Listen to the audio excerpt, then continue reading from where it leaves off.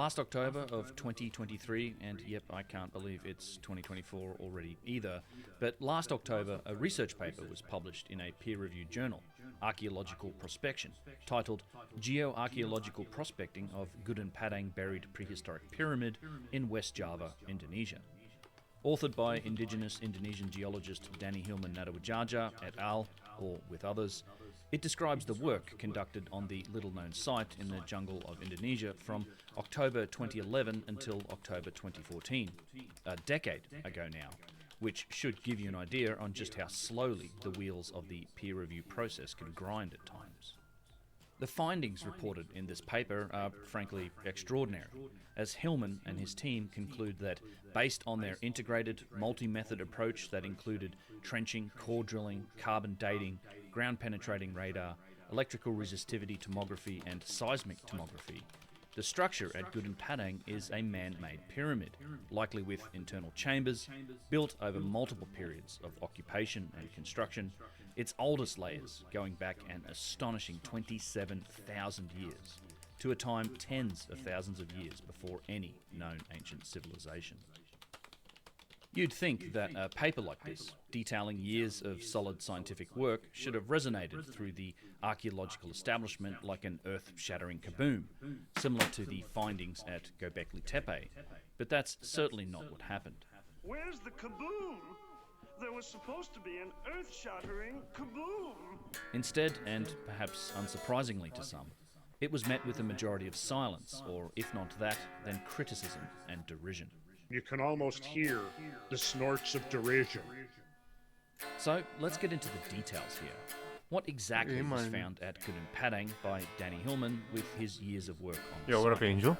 Should this paper and this remote, rarely seen site in the jungles of Indonesia be considered another piece of evidence for a seismic shift in our understanding of We're human asking civilization? ChatGPT how to play a song on guitar, and we're Or trying is out the there validity notes. to the backlash Right. and criticism Yesterday. that has formed the primary response from I don't think it's right, though. archaeologists? My name is Ben, Something and this is suddenly Uncharted X. came to In this me. video, we're going to dive into the details and Now history of it's the such a enigmatic little ancient site of Gunung Padang, hideaway. and get into the Oh, controversy I surrounding Hillman's believe. paper No, it's not and right. the response to it from the In archaeological establishment. yesterday. Before we get started, a quick update on upcoming events, and this is chapterized if you How are want you, to bro? skip ahead. How are you, man? There are still a few spots available on my very shortly upcoming special permission Egypt tours in both February and March of this year. If you want to check out the amazing sights of Upper and Lower Egypt with special permission access into a bunch of places and a 4-night Nile cruise, all of the details are on my website, unchartedx.com. I'll also be speaking at the Eclipse at the Canyon event this April in Texas. 3 nights of camping, the full totality of the solar eclipse, live music from the likes of $50 Dynasty, other great speakers, and even some stand-up comedy. It's going to be a good time, and if you're interested, check out the link below in the description. Also, I'm happy to say that I'll be returning to the Cosmic Summit Conference. Wow, is that right? I think that's June actually 15th right, and because I 16th learned the at other day. Sheraton in Greensboro, North Carolina. Look into The my speaker lineup has eyes. expanded this year, and it You promises to will be an excellent see. event. Check out the link below in the description for all of the details and tickets. Lastly, in channel news, I'm doing weekly live streams over on Rumble, usually on Fridays or Saturdays if you want to catch me live. And I've also set up a locals page for those who want to support my channel through the value for value model. And again, all of the links to those are below in the video description. The site of the Gunung Padang Pyramid is located around 120 kilometers to the south of Jakarta, about 3 hours drive, on the western end of the island of Java, one of the many islands that makes up the archipelago of Indonesia. You can drive to the entry site, or you could also Yo, what's take up, a Christian? local How are you? scooter from one of the villages. if you No, want to it's not sponsor right. that The notes with a aren't right. two-wheeled, They're not four-wheeled right. Indonesian They're Uber. wrong. Last I heard, the It's entry ticket was completely around the wrong. equivalent of 20 US cents. The notes are It's not actually. exactly a global I'll write tourism it. phenomenon, and mostly the site is visited CG. by local Indonesians. I should say that I've not been to the site myself, although I plan to get there in the next couple of F. years. This footage was all taken by my partner in an earlier channel, as well as some other friends of mine from a visit to the site in 2017. Entering Gunung Padang, you'll find yourself on the terraces that form the top of the pyramid-like structure. The architecture here is all formed CG. by columnar andesitic basaltic rock, usually And just then called columnar the basalt. bridge. Columnar basalt A can be minor. in almost perfect hexagonal chunks, or it might have 3, 4, 6, C, or 7 G, spines. This occurs under specific A minor, conditions and of that's it. heat and pressure. As lava under That's these the song. conditions cools, it cracks in And somewhat then uniform C, lines, forming G, columns C. of stone. You can find columnar stone like this all around the world, Right. and there are some well-known examples, like Devil's Tower in Wyoming, made from huge columnar runs of phonolite. What's up, Angel? What's up, Christian? Hope You you're can doing also well, find my friend. layers of columnar basalt in the spectacular channeled scablands of eastern Washington state, part of the huge plumes of lava laid down millions of years ago from the same caldera that is today beneath Yellowstone National Park. At Gunung Padang, the terraces are constructed with cut blocks of columnar basalt and are built on top of the pyramid-like structure, about 100 metres high from the parking lot, which is accessed via a stone staircase. The whole thing is about 200 metres above the main river to the north. There are 5 terraces, the largest of which is 30 metres wide and 40 long. Quoting from Danny Hillman's paper, quote, Terrace T1 spans 30 by 40 metres and is separated from Terrace 2 by a 9 metre high ramp. The terraces are divided by 50 centimetre steps between Terrace 2 and Terrace 3 and Terrace 3 and Terrace 4, while a 1 metre step separates Terrace 4 and Terrace 5. The exteriors and interiors of the terraces are adorned with alignments of rock walls and rows of standing columnar rocks, forming intricate spatial patterns and geometries. In 2014, the vegetation on the east slope was cleared to reveal these stone terraces. However, they have since become heavily vegetated once again. The National Archaeological Institute conducted studies that led to the site's restoration in 1985. And in 1999, Gunung Padang was designated a provincial-level cultural heritage site. Previous studies regarded it as a significantly large megalithic site consisting of stone terraces, known as Punden Berundak, which are common in Indonesia but not on the same scale as Gunung Padang. Further archaeological studies were carried out until 2005, including limited excavation pits that reached less than a metre deep. While lacking radiocarbon dating, it was assumed that Gunung Padang was a prehistoric site built between several hundred and a couple of thousand BCE, following regional megalithic cultures in Asia. A comparative example of stone terraces is Lebak Sebidug, a stepped pyramid close to Gunung Padang, which shares a similar size and antiquity but has not been extensively studied. Another example is Candi Kethek in central Java. Stone terraces constructions can be found worldwide, such as Machu Picchu in Peru, built by the Inca civilization. Nan Madol, a megalithic complex on Pohnpei Island, Micronesia, utilizes similar columnar joint rocks. End quote. So on top, at the stone terraces, the architecture of Gunung Padang matches other known ancient sites of Indonesia and others in Asia. But, as Hillman states, it's really only these top terraces that have been studied, with below-ground investigation limited to less than a metre in depth. Danny Hillman's work on the site has taken this early investigation much further, and, if you'll excuse the pun, to much deeper levels. His team found that Gunung Padang has a much more complex and far older history, with multiple phases of construction, in very different styles, in different layers hidden beneath the terraces on top.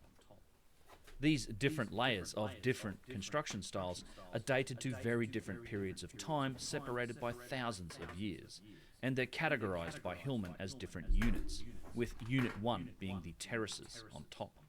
Quote, the visual observations at Gunung Padang reveal a complex construction history, with evidence of multiple phases and diverse architectural styles. At the ground surface, known as Unit 1, the prominent megalithic stones exhibit a variety of arrangement techniques positioned on soils containing numerous andesitic rock fragments. Unit 1 comprises columnar rock arrangements of standing rocks and ramps, defining the spatial geometry and terrace spaces. Beneath Unit 1 lies an older layer of columnar rocks displaying much more sophisticated construction techniques. These regularly cut columnar rocks are arranged like bricks in a building, with fine-grained fillers or mortar between them. This layer, called here as Unit 2, remains hidden in plain sight with exposed parts. Exposed areas reveal various elements of Unit 2, including the stone wall ramp between Terrace 1 and 2, and altar-shaped rock mounds situated in the middle of Terrace 1, referred to as masjid, meaning a place for praying, and diagonally oriented tiles of columnar rock spanning terraces 2 and 3 in an approximately north 55 degrees east direction. Noticeably, on Terrace 1, the top of Unit 2 lies just a few tens of centimetres beneath the ground surface, as uncovered by the Tango Trench. The interwoven columnar rocks between Terrace 1 and the ramp connecting Terrace 1 and 2 are aligned similarly in the north 70 degrees east direction. This evidence confirms that Unit 2 is a product of human construction, challenging previous notions that it consisted solely of natural columnar rocks. The trenching excavations revealed that Unit 2 is a substantial construction that extends vertically and laterally along the west and east flanks. This indicates that the megalithic stones on the ground surface, Unit 1, are built upon the buried and more massive Unit 2. Unit 1 appears to be a surface rearrangement of Unit 2. In the Fanta Trench and Terrace 2, the alignment of columnar rocks observed on the surface continues underground. Although the trench reached a depth of 3.5 metres, it did not reach the base of Unit 2. End quote. So, it seems that Unit 2, a much larger and more sophisticated construction, lies beneath the visible Unit 1, the terraces, which were likely constructed simply by recycling and rearranging the columnar basalt of Unit 2. The reuse, recycling and renovation of more ancient sites is a phenomena found all around the world, from Egypt to Peru, and it's something that I've discussed in detail in several videos on this channel. The Inca were repairing and reusing more ancient megalithic stone in Cusco and the Sacred Valley of Peru. There's strong evidence that the recycling of older column bases was occurring as far back as the 5th dynasty of the Old Kingdom of ancient Egypt, and most certainly this practice occurred in later periods. Even the granite of the Middle Pyramid at Giza was being quarried and taken for use on other sites by Ramses II of the 19th dynasty, and the famous Dream Stele, an inscribed granite slab that sits between the front legs of the Sphinx, is made from a recycled block of granite from an older structure. It seems that the same practice took place at Gunung Padang, when the last builders came to the site and constructed the terraces that now make up the site that people can visit today. The evidence that Unit 2 is constructed is convincing, and this is an important point that we'll circle back to later when we look at the response to Hillman's paper from archaeologists. He points out that natural columnar joint outcrops are generally homogeneous in size and shape, and are tightly interlocked, as opposed to the stacked columnar stones of Unit 2, which are made up of varying sizes and shapes, with thin flat rocks between them, along with the use of mortar to tighten up the structure. The foundation or bottom of Unit 2 was exposed by studying an ancient flank collapse on the western side of the structure. This is far from the full story, however, as beneath layer 2, Hillman found evidence for an even more ancient, shaped and weathered layer that is yet another style of construction.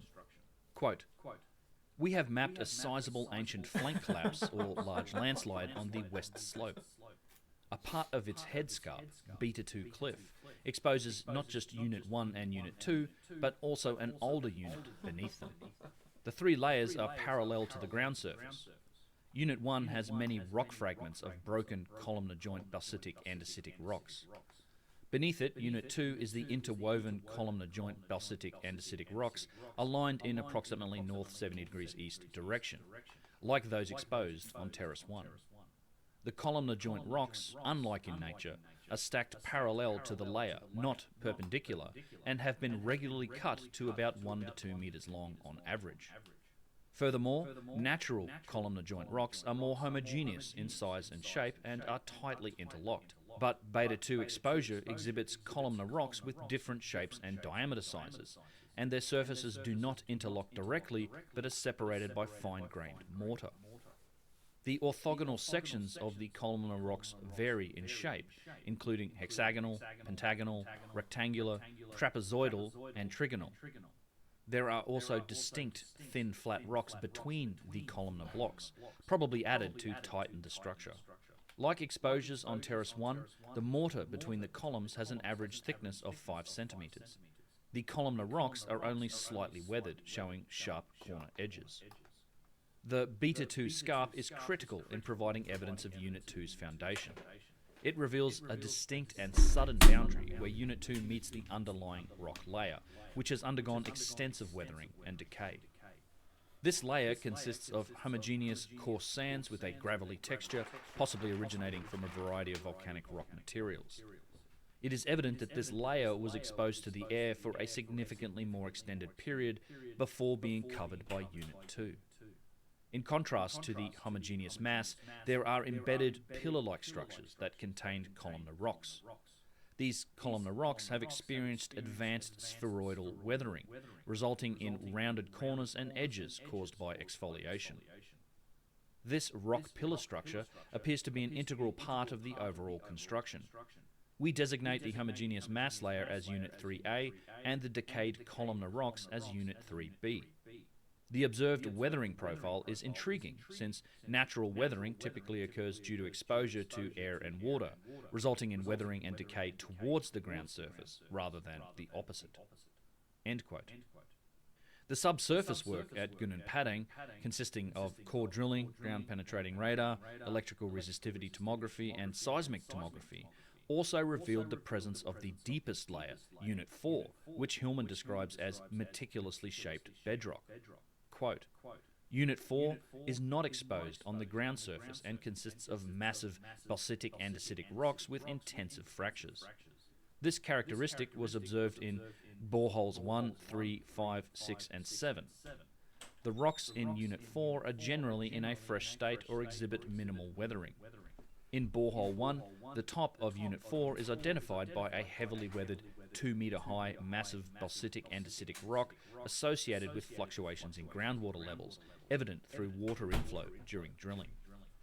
The pyramid's core consists of meticulously sculpted massive andesitic lava, Unit 4, enveloped by layers of rock constructions, Units 3, 2, 1. End quote. Hillman's findings on the erosion and weathering at Unit 3 and the top of Unit 4 have some interesting implications.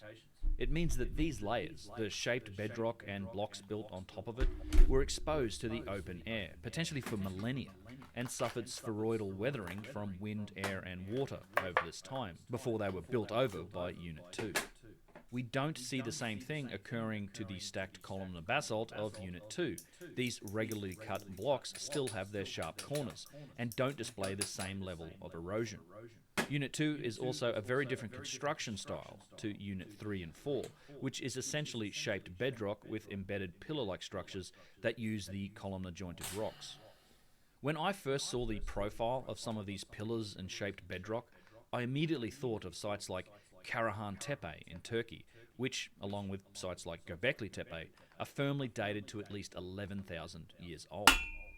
At these sites in Turkey, we can describe the architecture similarly to Units 3 and 4 at Gunung Padang, shaped bedrock with heavily weathered columns, either formed from bedrock itself or columns that are embedded into the ground. Hillman also found the presence of river-worn boulders, round stones, at Units 3 and 4, which further suggests the man-made nature of this layer, as given the whole site has been built on top of a natural hill, they had to have been brought here rather than deposited naturally. Having established the various layers of construction styles at Gunung Padang, Hillman's team dated them by sinking multiple core drills to depths of up to 36 meters, which retrieved organic matter in sediments that correlated to Units 1, 2, 3, and 4. The results from the carbon-14 analysis of this material are remarkable, and the source for much of the controversy that's been generated by this paper. Quote, the comprehensive Oxcal analysis, as illustrated in Figure 7, provides invaluable insights into the chronological sequence of the constructions at Gunung Padang. According to the analysis, Unit 3 is estimated to have been constructed during the remarkable timeframe of 25,000 to 14,000 BCE. Following this period, there was a hiatus spanning from 14,000 to 7,900 BCE before Unit 3 was ultimately buried between 7,900 and 6,100 BCE. Remarkably, approximately 2 millennia later, the construction of Unit 2 took place between 6,000 and 5,500 BCE. Another significant hiatus occurred from 5,500 to 2,100 BCE, followed by the construction of Unit 1 between 2,000 and 1,100 BCE. Lastly, an intriguing excavation of Unit 2 and subsequent soil fills transpired between 1393 and 1499 CE. These refined chronological estimates provide a deeper understanding of the temporal development and evolution of the structures at Gunung Padang throughout its extensive history." End quote. Hillman puts all of the puzzle pieces together in his conclusion. Quote, "Conclusion. Gunung Padang is a multi-layered prehistoric pyramid. This study strongly suggests that Gunung Padang is not a natural hill but a pyramid-like construction. The pyramid's core consists of meticulously sculpted massive andesitic lava, Unit 4, enveloped by layers of rock constructions, Units 3, 2 and 1. The carbon dating analysis further supports the multi-layer construction's long history, spanning successive periods. The oldest construction, Unit 4, likely originated as a natural lava hill before being sculpted and then architecturally enveloped during the last glacial period between 25,000 and 14,000 BCE. Afterward, Gunung Padang was abandoned by the first builders for thousands of years, leading to significant weathering. Around 7900 to 6100 BCE, Unit 3 was deliberately buried with substantial soil fills. Approximately a millennia later, between 6000 and 5500 BCE, a subsequent builder arrived at Gunung Padang and constructed Unit 2. Lastly, the final builder arrived between 2000 and 1100 BCE, constructing Unit 1. It is intriguing to note that during the constructions of Unit 1, Unit 2 likely remained relatively intact and well preserved. However, in a peculiar turn of events, Unit 2 was subsequently buried, possibly to conceal its true identity for preservation purposes. As a result, Unit 2 now lies concealed beneath Unit 1, which comprises simple superficial stone terraces or Pundin Berundak, representing the latest visible manifestation of Gunung Padang. Concluding remarks and further studies. This study sheds light on advanced masonry skills dating back to the last glacial period. This finding challenges the conventional belief that human civilization and the development of advanced construction techniques emerged only during the warm period of the early Holocene or the beginning of the Neolithic, with the advent of agriculture approximately 11,000 years ago. However, evidence from Gunung Padang and other sites, such as Göbekli Tepe, suggests that advanced construction practices were already present when agriculture had, perhaps, not yet been invented. The builders of Unit 3 and Unit 2 at Gunung Padang must have possessed remarkable masonry capabilities, which do not align with the traditional hunter-gatherer cultures. The burial of these structures around 9,000 years ago adds further intrigue for reasons not fully understood. Given the long and continuous occupation of Gunung Padang, it is reasonable to speculate that this site held significant importance, attracting ancient people to repeatedly occupy and modify it. To further advance our knowledge of Gunung Padang, it is essential for future research to undertake comprehensive and systematic excavations that delve into the characteristics of Units 2, 3 and 4, as well as their cultural significance. Gunung Padang stands as a remarkable testament, potentially being the oldest pyramid in the world. Further investigation and interdisciplinary research will uncover its hidden secrets and shed more light on the ancient civilizations that thrived in this enigmatic site." End quote. I think you can see why this paper got some establishment jimmies all rustled by challenging the tired old claim that civilization only started some 6,000 years ago, which is still, despite discoveries like this one and Göbekli Tepe, the authoritative date according to the majority of the academic archaeological mainstream. Before we get to the response this paper generated, there's one other feature at Gunung Padang that was revealed by Hillman's work, and that is the presence of what seems very likely to be large subterranean chambers in the structure. Along with trenching and core drilling, Hillman's team used a variety of subsurface imaging techniques to scan the pyramid at Gunung Padang. These included ground-penetrating radar, which uses electromagnetic pulses of radar, polarized radio waves, in the 10 MHz to 2.6 GHz range. When these waves hit buried objects or boundaries between materials that have different properties or permittivities, it can be reflected, refracted, or scattered back to the surface, allowing software to create imaging of the scanned area. Seismic tomography was also utilized, a technique that uses seismic waves produced by the Earth, from earthquakes, explosions, or crustal movement, to produce 2D or 3D imagery of materials and voids beneath the sensors. Lastly, electrical resistivity tomography was also utilized at Gunung Padang, another subsurface imaging technique that uses direct current electrodes and sensors to make electrical resistivity measurements of the ground. And if the electrodes are suspended in boreholes, as they were at Gunung Padang, deeper sections can be investigated. All three of these methods, along with the core drilling, confirmed the presence of underground voids, likely chambers. The largest of these, beneath the ramp between terraces 1 and 2, was approximated to be 10 meters long, 15 meters wide, and 10 meters tall. That's a large chamber. Evidence for other chambers was also found beneath terraces 1 and 5.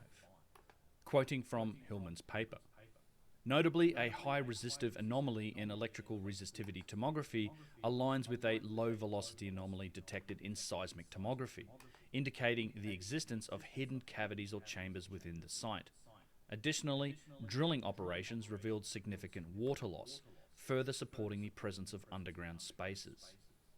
Gunung Padang is not merely a simple prehistoric stone terrace, but a complex underground construction with substantial chambers and cavities. The GP4 borehole contains crucial data regarding the suspected presence of large cavities or chambers beneath the surface. During drilling, the penetration rate slowed down at a depth of 5 meters. At 7 meters, the drill encountered a blank zone with no core samples. Subsequently, at 8 meters, there was a sudden and significant water circulation loss, exceeding 20,000 liters. After this point, the drilling penetration accelerated and maintained a high speed. The water loss continued until the total unreturned water circulation reached approximately 32,000 liters at a depth of 14 meters, prompting us to halt the drilling.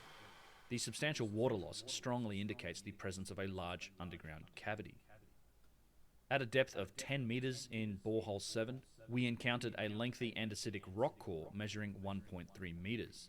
This core may indicate the presence of a vertical structure, such as a wall or gate, as supported by the seismic tomography profile. Considering our goal of drilling directly into the chamber, we contemplated drilling into the steep wall between terraces 1 and 2. However, this task requires special permission, since drilling without removing or disturbing the megalithic structures on the surface at this particular location is impossible. Results of electrical resistivity tomography, or ERT, survey.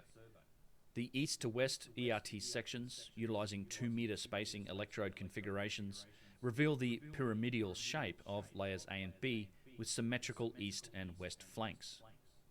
The ERT sections also provide imagery suggestive of tunnels, including a central tunnel within the pyramid structure. The high-resolution ERT surveys reveal roof, wall, and floor-like shapes. The presence of a long, narrow passage is suggested. The use of 2-meter and 1-meter grid spacing in the ERT survey provides further insights into the subsurface structure geometry. The most intriguing feature is the presence of extremely high resistivity anomalies, or EHRAs.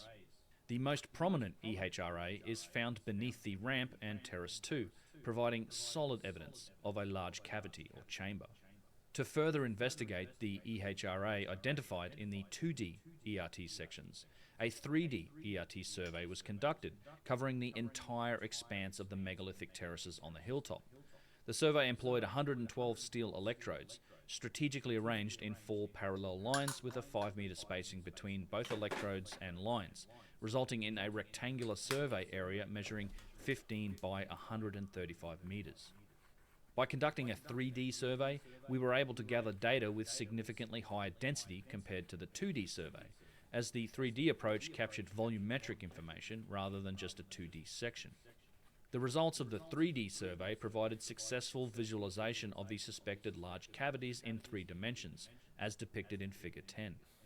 Similar to the 2D imaging, these large cavities or chambers were distinguished by the EHRA, but in 3D. The presence of the EHRA, accompanied by surrounding layers of low resistivity, clearly outlined the chambers. The main chamber between the ramp between terraces 1 and 2 was estimated to have dimensions of approximately 10 by 10 by 15 meters. Moreover, extremely high resistivity anomalies were also observed beneath terraces 1 and 5, further supporting the presence of additional chambers. Results of seismic tomography, or ST, survey. We conducted 3 survey lines. The initial purpose of the ST survey is to further investigate the large cavities the ERT imaged. The ST line 1 provides a clear north to south cross-sectional view of the pyramid mound. It reveals a subtle low-velocity anomaly, or LVA, situated between the upper and lower high-velocity layers. The LVA is bounded by 2 vertical strips of low-velocity media, resembling an entrance gate. Line 2, the west to east survey line passing through the centre of Terrace 2, exhibits a distinct contrast with an LVA surrounded by high-velocity materials. It may also indicate possible large tunnels. Another prominent feature in ST sections is the presence of multiple vertical structures, including the 2 stripes bounding the LVA in line 1. These features are not artifacts resulting from processing, noises, or interferences, but represent subsurface features that likely possess vertical boundaries of density contrasts. Therefore, these vertical structures may correspond to walls or columns of the constructions. Similar vertical features are also frequently observed in the ERT sections, and upright features are visible as the rock pillars on the Beta 2 scarp and the steep rock wall in the Echo 2 trench. End quote. So it's a lot of technical talk there, I know, but just as a summary, by using multiple subsurface techniques, Hillman's team has showed the likely presence of large chambers and tunnels beneath the terraces of Gunung Padang. Not only that, but these chambers have what seem to be fairly regular features, with suspected gates, walls, floors, ceilings, and even possibly columns. Hillman also acknowledges the overall uncertainty of relying solely on subsurface imaging techniques, and multiple times in his paper points out that further work on the site, particularly large-scale excavations, are required to both confirm his findings and to more fully explore this enigmatic structure. That said, the science here seems pretty solid, at least to me, and you might think that it would provide a good basis for further archaeological explorations of this site, as it seems to have the potential to uncover an entirely lost period of human history. Unfortunately, that really wasn't the reaction generated when this paper was published. To understand the response to Hillman's paper, we need to look at some of the history of his work on this site. As I said in the introduction, this work began in October of 2011. It was stopped for the best part of a year during 2013 due to protests from archaeologists. You see, Hillman is a geologist, and I suppose that he was caught playing in somebody else's sandbox, but the archaeologists at the time said that they know the site is around 2,500 years old and that there is no reason for any further investigation. It wasn't until Danny Hillman took the then president of Indonesia, Bambang Yudhoyono, to the site in December of 2013 and explained his findings. And he made his recommendation that excavations get underway to further understand the site. President Yudhoyono gave Hillman his blessing to get underway with those excavations, which, as you might imagine in such a remote area, took several months of planning and preparation. Once he began work in the second half of 2014, there was an immediate outcry from the same archaeologists, as this article from the Jakarta Post on September 24th of 2014 reports. Quote, Bandung Archaeological Centre head Desril Riva Shanti has taken issue with the excavation process being carried out in Gunung Padang megalithic site in the Cianjur Regency, West Java, adding the process had not followed standard methods that were usually applied in archaeological projects. I've yet to go to the site, but I can judge it from photographs. An archaeological excavation method shouldn't have been carried out in this way, Desril said on Monday. End quote. She hadn't even visited the site, but was prepared to offer summary judgment about both its origins and Hillman's work from nothing more than photographs. Frankly, it's pretty shameful behaviour. But it worked, as President Yudhoyono, who granted Danny Hillman permission to dig, stepped down from his position the very next month in October of 2014, and his successor put a stop to Hillman's work at Gunung Padang. Those 3 years of work prior to October of 2014 are what this paper is based on. And the truth is, those who have been paying attention to these types of sites and claims have known about the results found here for many years now. Hell, I was talking about this in a video on my old channel, Puka Productions, from 7 years ago. And I still have a copy of Hillman's PowerPoint presentation that outlined the same discovery of chambers, the same carbon-14 dating results that are in this finally now published peer-reviewed paper. Graham Hancock, who has visited the site with Danny Hillman, was championing his work and deriding mainstream archaeologists' visceral reactions to it as far back as a decade ago. The sad thing is that Hillman had only really just started his excavation at the site when the work was stopped and they were ran off. That was enough time for them to excavate a small amount and find many interesting stone artifacts, some which are quite strange, like this very dense, high metallic content triangular carved piece from stone that's not local to the area, and it's something that he talked about in an on-site interview with Andrew Collins. In a letter to Graham Hancock on October 2nd, 2014, he confirmed that the pyramid structure was now, quote, loud and clear and not difficult to understand for non-specialists if they come to the site to see it for themselves, end quote. He also reports finding some sort of open hall under 5 to 7 meters of soil, but had yet to get into the main chamber. This is exactly where work on the site stopped, and nothing has happened since. In his paper, Hillman makes mention that they were not allowed to move or drill through any of these stones on the terraces, which limited where he could sink his core drills and where they could dig trenches. Special permission was required to investigate further, and that permission was withheld. Now, when the paper came out, the fact that it reported a pyramid-like structure dating to 27,000 years ago generated some headlines, but the response from academic archaeologists didn't What's up, really Stash? change from when Hillman was first This is in looking at his findings Indonesia? a decade ago. One of the most quoted academic respondents to the Gunung Padang paper is Dr. Flint Dibble, an archaeologist at Cardiff University, whose profile there states that his research focuses on foodways in West ancient Greece. Sumatra. Flint is quite active on Twitter. I think he even tagged me in one of his threads talking about this. And as some of you might know, he has stepped up and agreed to debate Graham Hancock on the Joe Rogan Experience. Bro, I also A daunting task, rearranged my certainly, room a and bit. I something that moved my Finch Switch to a credited better with. spot. We're gonna be Unlike playing Switch certain soon, I of promise. his other vocal on Twitter peers, one in I particular, feel guilty now, who, while but willing we to are speak to going the to. media, was not willing to debate Hancock, preferring Going to. instead to limit any engagement to Twitter's, What's at up, the bro? time, Cool. Thanks, 140 man. character post. Thanks, buddy.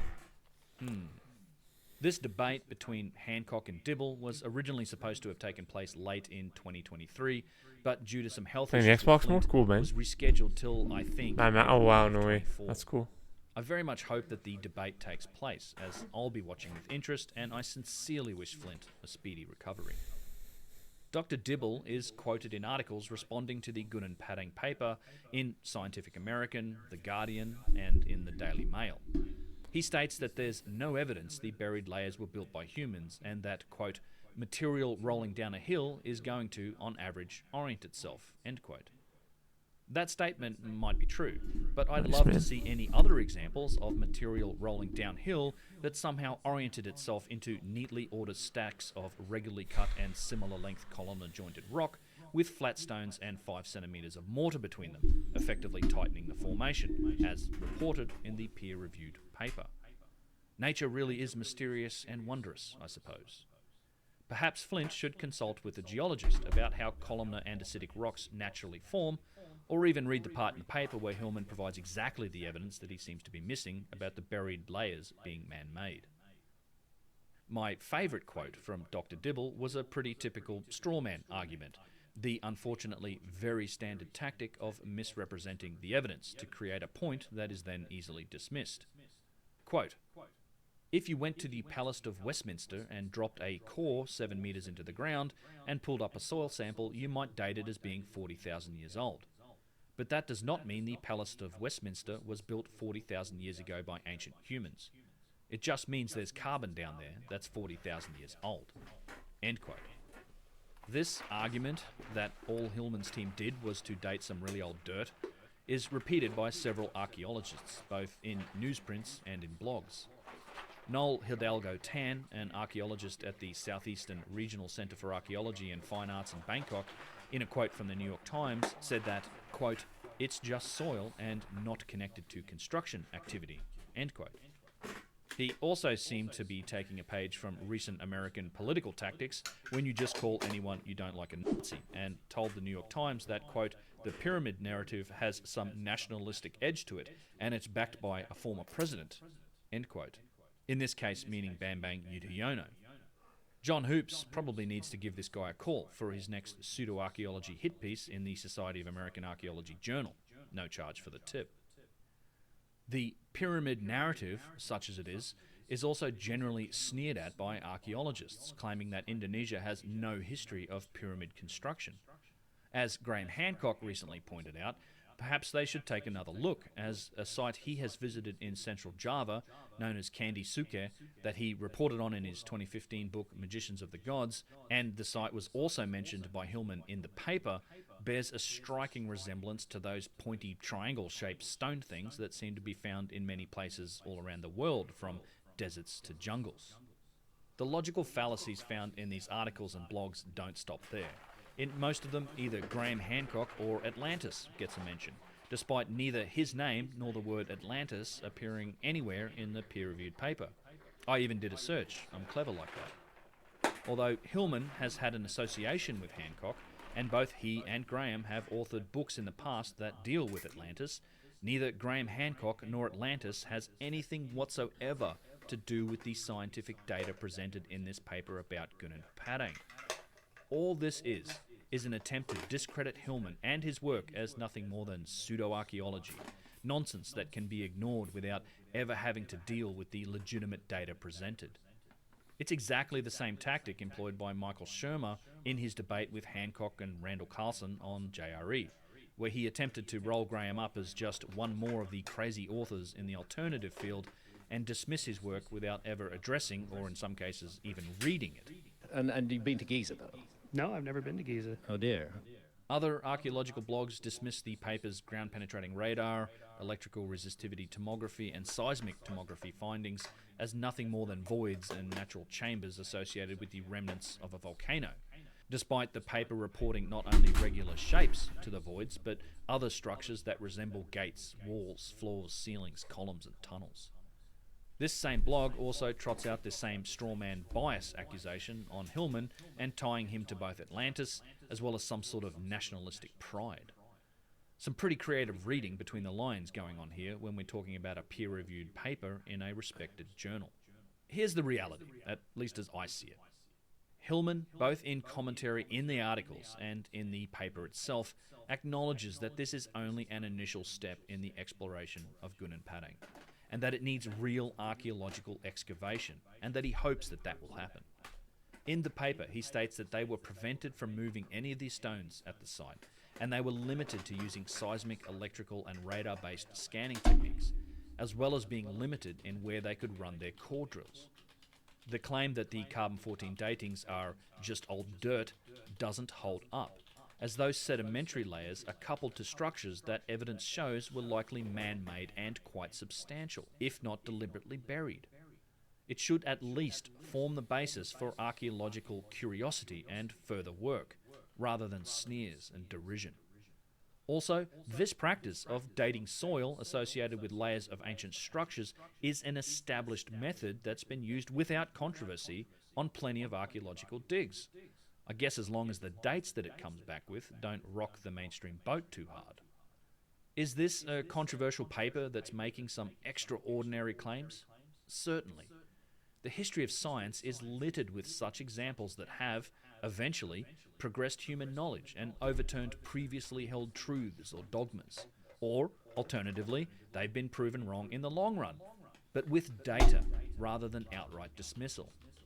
In an ideal world, I'd like to think that this type of thing would be embraced with an open mind, acknowledged for what it is, and perhaps form the basis for additional work and excavations that might either prove or disprove the claims being made. Either way, we'd get closer to the truth, which I think we can all agree is a good thing. Unfortunately, however, and as I've seen many times before, evidence or ideas like those presented in this paper that challenge the established position of the academic gatekeepers to the story of history are instead scorned, derided, and dismissed with the all too often utilised label of pseudo-archaeology, or with tactics of misrepresentation, ad hominems, or other logical fallacies. Graham Hancock, quoted in the New York Times article, said it well. Quote, "To say not enough work has been done yet, more work needs to be done to settle this matter, that's fair enough," Mr. Hancock said of the recent study. But to basically rubbish the whole thing from the outset and to say that this is a preposterous claim that flies in the face of everything we know about the past, that's not helpful. End quote. The idea that human civilizations might have existed as much as 30,000 years ago is far from preposterous. The last 20 years has seen huge amounts of new evidence that strengthen this hypothesis. Archaeology itself should have been upturned with the findings of Göbekli Tepe, not to mention the now between 40 and 80 more sites just like it being uncovered in southeastern Turkey.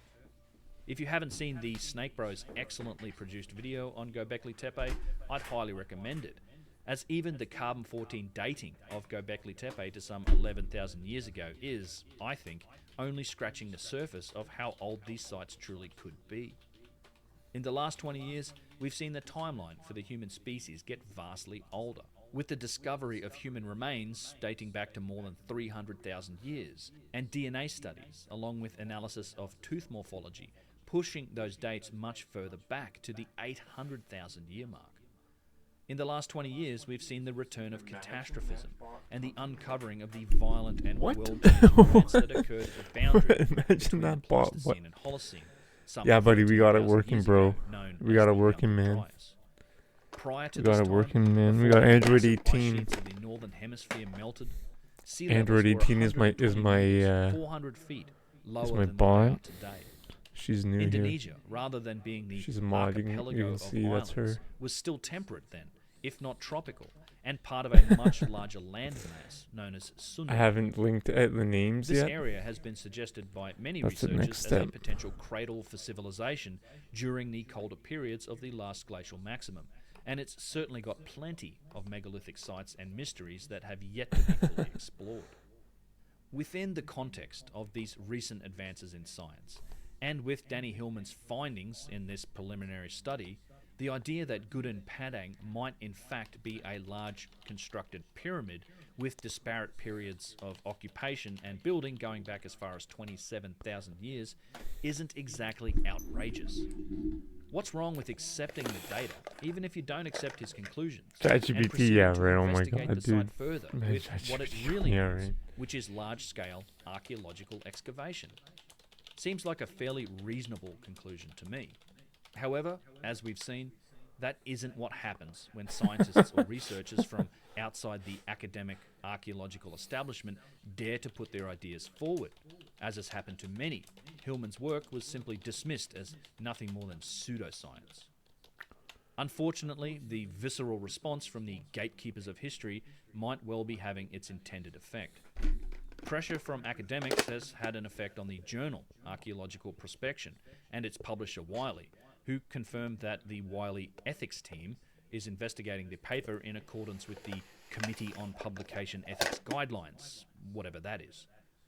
Also, further work at Gudin Padang, which is under the control of Indonesia's current Ministry of Education, Culture, Research and Technology, is not happening anytime soon.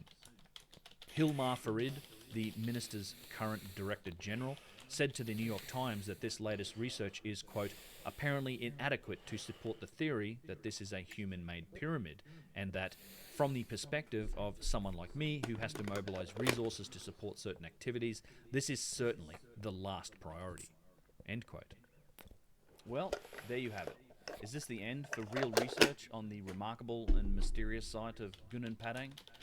Given the uphill battle that Danny Hillman Nadabajaja has faced in the 10 years since his research was conducted, I certainly don't predict that anything will happen anytime soon. As Wow. always, I remain hopeful that open-minded common sense will eventually prevail, perhaps with the next generation of the world's academics and archaeologists who, if the emails that I get from current university students are anything to go by, they're certainly embracing the multidisciplinary evidence that's arisen in recent decades. Evidence that very much should be having a seismic impact on the story of human civilization as we know it. even if it takes a generation to become accepted for what it is. Thanks very much for watching. I hope you enjoyed the video. And before I go, I do want to give a couple of little updates on things that have happened since I kind of wrote the script and recorded this. I've been having a back and forth with Danny Hillman, Nadawajaja, who has not only graciously allowed me permission to use the imagery that you saw from his paper in this video, but he also made a couple of extra points and clarifications that I want to read out to you. This is what he said to me. It's that there are just two comments here of many that people don't often realize when we're talking about Gunung Padang, and this is quoting from his email. First, the megalithic rocks atop the hill clearly show two artificial layers, Unit 1 and Unit 2, that we talked about. Previous studies only interpreted just one layer, which was Unit 1, the terraces on top, because they misinterpreted Unit 2 as a natural or geological rock formation, which, as Danny says here, is a big mistake. And this is the real scientific controversy around this site. Second, Danny says here that the geological rocks of the hill that have been modified and covered by the artificial layers, which are Unit 3 and Unit 2, are only the upper part from the top of the hill down to about 30 meters down. The Gunung Padang is about 200 meters in height from its base, so most of the hill body is in fact a natural hill, which is a remnant of an old volcanic body.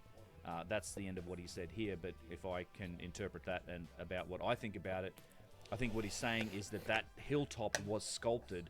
Potentially that's also where maybe some of the chambers have been cut into. Some of those might also be constructed in the work on top of the hill.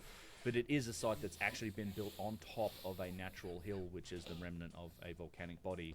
I don't think anybody's claiming that this is, a 200-meter high, totally man-made pyramid in this case. As always, I want to extend a huge thank you to everybody who does support Uncharted X through that model. I really couldn't do this work without that support, and it's very much appreciated. I want to extend a special thank you to people that support me through Patreon, PayPal, Subscribestar, YouTube channel memberships, and now on Locals. I'm also shouting out the producers and executive producers for this episode. Several of those people are coming from the Patreon side, so again, many thanks to those. If you're interested in supporting my work through that value for value model, if you get some value from the work and you want to return some of that value to me, be it in time, talent, or treasure, or whatever you think is appropriate, there's lots of ways to do that. It's all outlined on my website. It's unchartedx.com/support. Thanks again for watching, and I'll catch you in the next one.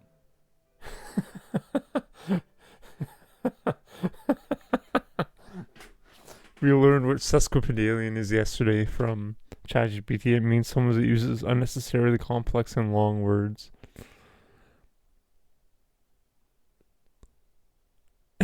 In a realm of vast verbosity, words. Oh, I gotta fucking. Yeah. Words entwine, flourish, sesquipedalian. Meanings align, loquacious dialogues, lexicons unfold, embarking on a rhyming journey untold. Linguistic acrobatics we shall persist, sesquipedalian bliss, a linguistic twist.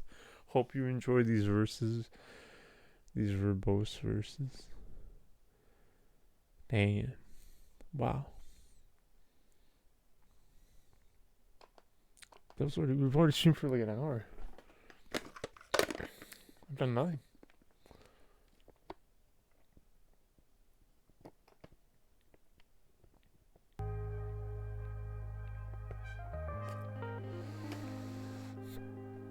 We're live with Ben from Uncharted X. Welcome. Thanks, mate. Mark, great to see you again. Been a minute.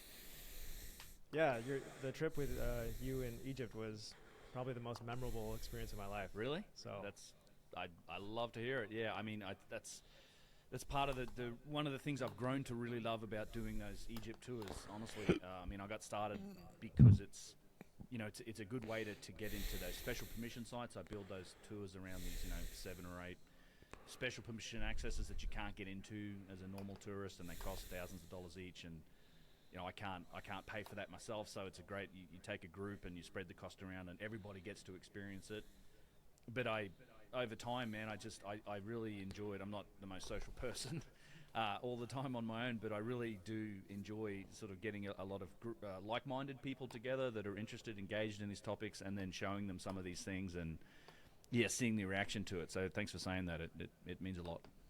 That's awesome. So you're not sick of Egypt at all? No, not remotely. In fact, every time you go, it's you just sort of peel back another layer, you find something else, and then you think about it when you're back here, and you're just like, man, I want to check this out or that out, and there's so much to see there. I mean, I'm heading over the next trip. I'm going to be there like 6 weeks, and I'm going to some places I've not been to before, and it also gives me some time outside of the tours to do a few things. Just like Yusuf and I will go to these sort of random, off the beaten path locations, and that's also really valuable.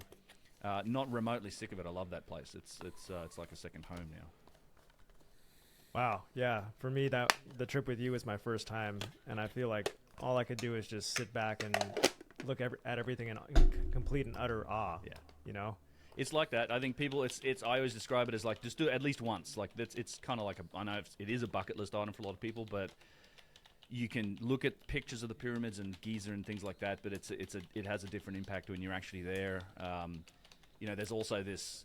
It's a left. I describe it as kind of like a left brain, right brain connection too. And when I was first researching it before I went there, I'm fairly analytical, I suppose, and I just thought I would just have that approach to it. But when you get there and you're standing, in front of these things or in them, there's a real emotional reaction to it as well. It's like you feel something when you're there, and that was a bit unexpected, but it's a huge part of it, and there's nothing quite like actually being there. Absolutely. Well, for anybody who doesn't know who you are, you have the most awesome YouTube channel on ancient sites. Thank you. And I love how you go so deep into just like the precision and the measurements, and I don't know, when you leave Egypt, there's a far more questions than answers. Yeah. And I love how you are willing to investigate these, because the mainstream isn't. Well, yeah, I mean, I think there's certainly, I guess at a high level, you don't get, not a lot of that mystery and the history of these sites is exposed. And I personally am fascinated by, obviously there's a lot of mysteries that we don't have answers to, and some of them are subtle and they take some context to explain. But there's also this extensive history to, our modern, when I say modern, the last few hundred years kind of exploration and excavation of these sites, like our rediscovery of them. So I get tremendous value from going back through history books and looking at, Victorian era explorers, the early Egyptologists, guys like Flinders Petrie, Colonel Howard Weiss, these guys that were and Salim Hassan, who's one of the major Egyptologists, guys like that who dug these sites up and documented them, and I think there's tremendous value in those things and getting into the depths of that research. I try to bring that out in a lot of my looks at these sites and provide like a comprehensive overview of what's happened, who said what, where the mysteries are, and then how that differs from how we see them today when we go there on the modern tourist site when they're all kind of cleaned up. There's a heap of value you can get from looking at these older books and kind of the history of exploration that's happened there. Yeah, I love those older accounts of when they rediscover the old site. I just watched your video on the discovering of Machu Picchu. Yeah. And you read the book of the guy that discovered Hiram it. Bingham, and just, yeah. Well, just him going through like the forest and so is there controversy there? Well, it's tough to say that he discovered it, given that there were people living on the site at the time. In fact, the story goes with, as I recall, it's been a while since I've looked at that, but yeah, he was kind of shown that site by a boy in one of the villages. Like they'd known about it, and there were people actually living on the site when he went up there. But in terms of kind of your Western archaeology or explorer style things, he was the first one who had seen it, other than the locals who knew it was there. And then he began that excavation, clearing of the site. It's not really buried so much as it's just overgrown. And if you look at the early pictures of Machu Picchu, the jungle was overtaking it. It's in those relative sort of highlands of the jungle, not super high altitude like up on the Altiplano, but definitely like a jungled area. And then he was the one who publicized it. He gets credited with the kind of the discovery, but it wasn't. There were people living there. The locals always knew about it, and of course that's Machu Picchu's the most famous place in Peru, although I think far from the most interesting. It simply because the Spanish never found it, and they never got the chance to ransack it and destroy it, which they did to unfortunately to a lot of the other sites that we see. But Machu Picchu itself is it's the biggest tourist attraction down there. But I actually think There's a lot more interesting sites in Peru. In fact, the place that you get on the train to go to Machu Picchu is a place called Ollantaytambo. Most people just go there, get on the train, go and do the Machu Picchu day. But there's the site at Ollantaytambo is I think far more impressive than what you see at Machu Picchu. But I mean, obviously, Machu Picchu's great, but there's some other things around that Sacred Valley area of Peru that are just mind bending. Wow, I need to get out there. Yeah. And why did the Spanish?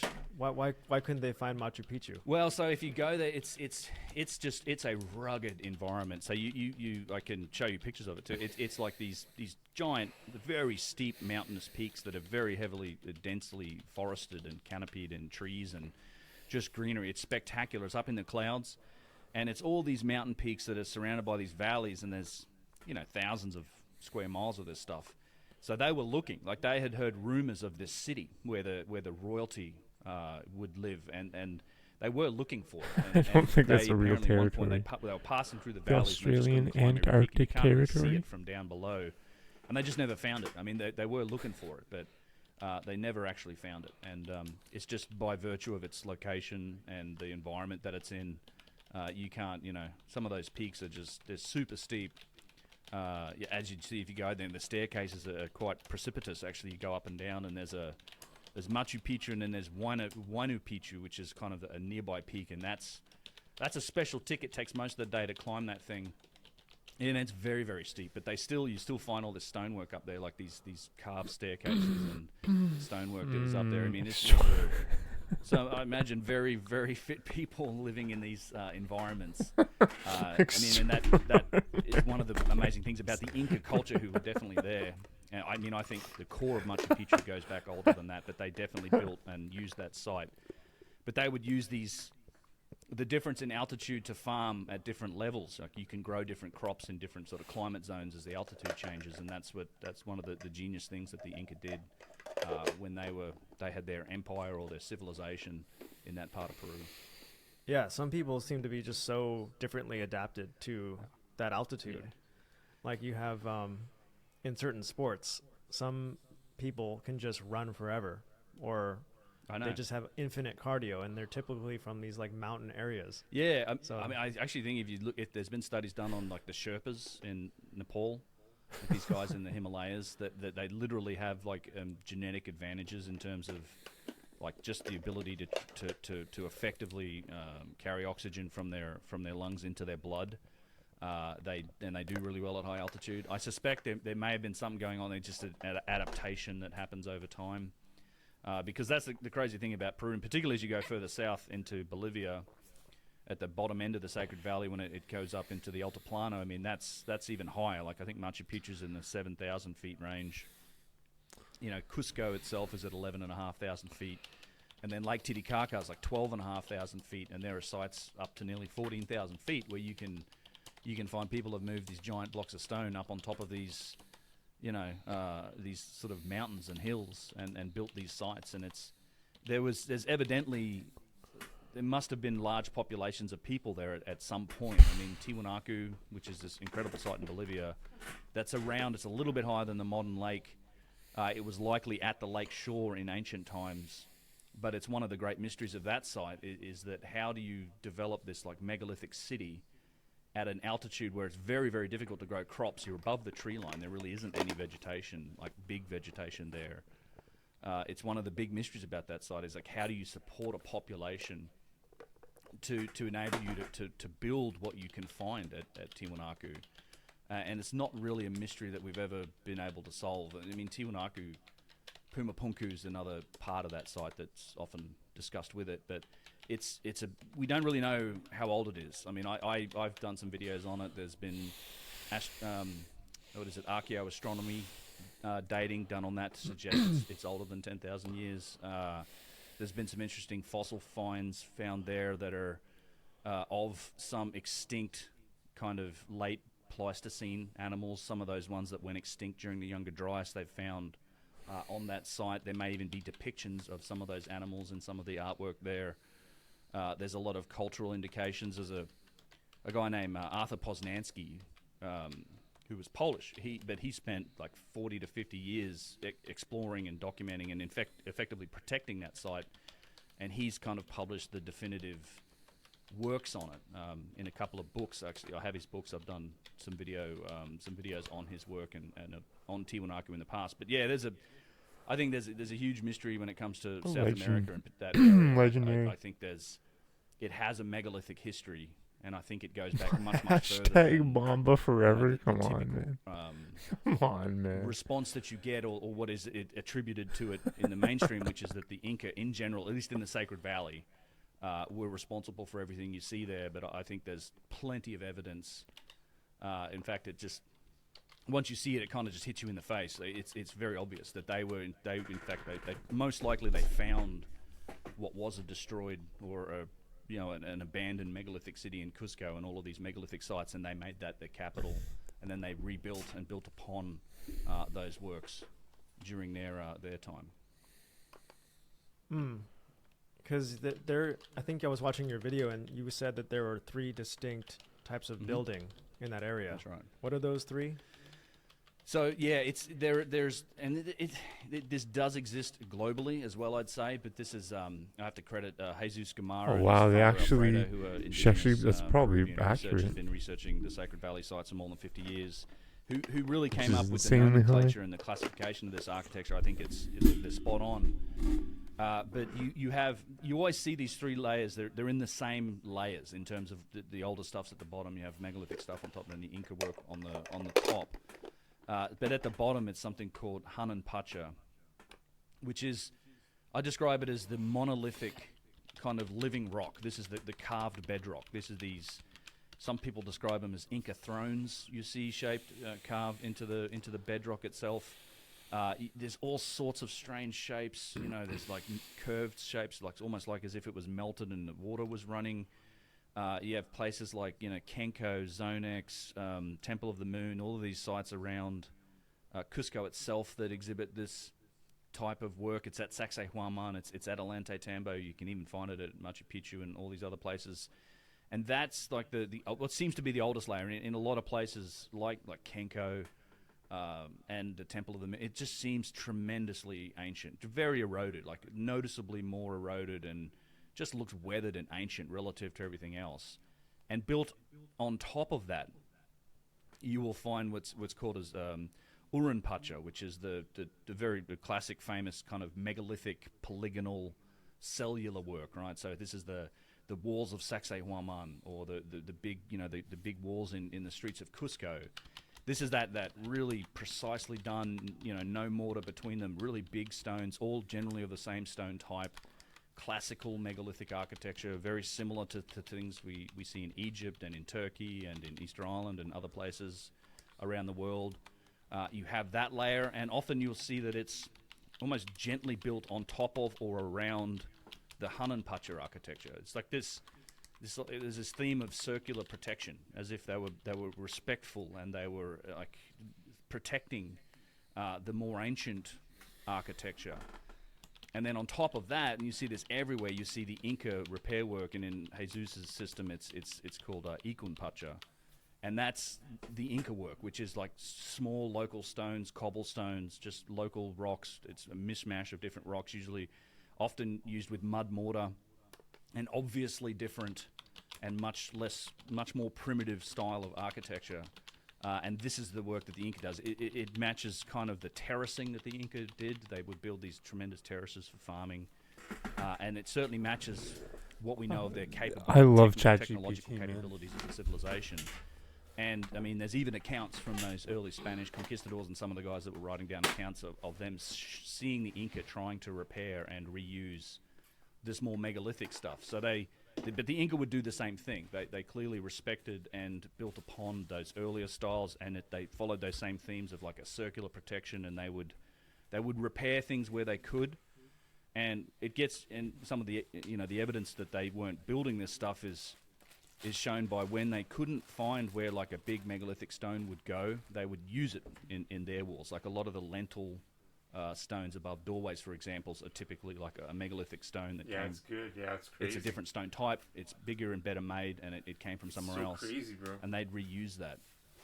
And that's I think those are the three styles, and as I said, you can find those styles to lesser or greater degrees pretty much all around the world. I mean, it's very stark in Peru and the Sacred Valley. You can see the difference. It just hits you in the face because the Inca as a civilization weren't, it was 150, 200 years old. It wasn't a very long-lived culture before the Spanish came in and destroyed it. But in Egypt, like, you have this 3,000 plus year civilization that over time, obviously developed significant capabilities for stonework. So those lines get a bit more blurred. Like, they became very, very good at what they did, and they did just incredible things with stone. So, defining that difference between, like, what's megalithic, what's beyond their capability versus what can a giant sort of 3,000-year-old powerful civilization achieve over time, it's a bit tougher to tell. But in South America, in the Sacred Valley, it's once you see those layers and you see the way that the Inca repaired stuff, it's super obvious. I see what you're saying. So in the Incan situation, it's very distinct, these layers. Yeah. They're very separated. Yeah. But in Egypt, it's a little more muddled. But I remember seeing what you're talking about in Egypt. Oh, yeah. It seemed like the deeper we went and the older we got, the bigger the stones and the more precise and heavier they were. Yeah, it's one of the contradictions. So, yeah, Egypt had a couple contradictions, and I think your idea on the tale of two industries it just hit me so hard, because it's like, yeah, we're looking at two very distinct styles of building here. Yeah. So I'd love to get into that with you today. Yeah, I mean, it's been an observation that I've made, based on all these years of research, in that it's not just sort of architecture. I think that tale of two industries, where you have one industry that very much matches what we know of. In terms I think of we when we're broke talking Egypt droid. Did specifically we here. break it? But it matches the capabilities Something and the went technological, wrong? No. I guess, What? Why? prowess We of broke that it. I think we civilization. made Right? Because we know what I they think I did put and how too they many worked, 'cause characters. They've We'll try had again. depictions of it. They drew scenes on the walls that show them working different materials, showed them using different tools. We found a lot of the I've tools never that seen they that. used, although not by no means all of the That's ones hilarious. that they think they used. Impossible. And there's artifacts and architecture that match those capabilities, right? So we see boxes made The of vocabulary is fish so vases, inspiring. columns, Determined to architecture, overcome. slabs, statues, this type of thing. His that stomach very much issues. match Embrace this the sort of healthy handmade lifestyle.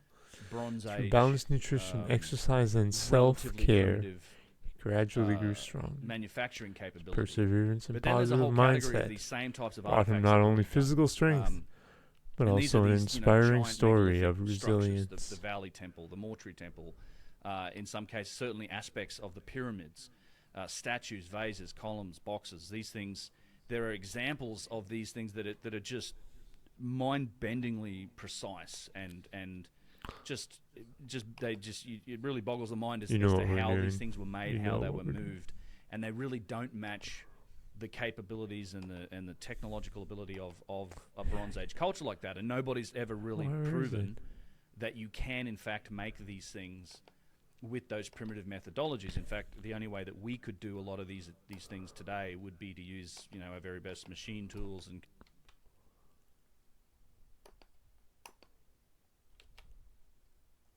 Sourstash, determined to overcome his stomach issues, embraced a healthy lifestyle through balanced nutrition, exercise and self-care. He gradually grew stronger. His perseverance and positive mindset brought him not only physical strength but also an inspiring story of resilience. computer-guided Nice. manufacturing plants and CNC mills and things like this. And they're made from crazy materials like granite or diorite or extremely hard andesitic stone, stuff like that, or other types of just frankly ridiculous material. And they scale up in size to, 1,000 tons or more. Like there are artifacts that in the 200, 300, 400, 600, 800, and over 1,000 tons. And there's like probably dozens of these examples that you can point to in Egypt. And so I think there's, I'm a little careful about what I say.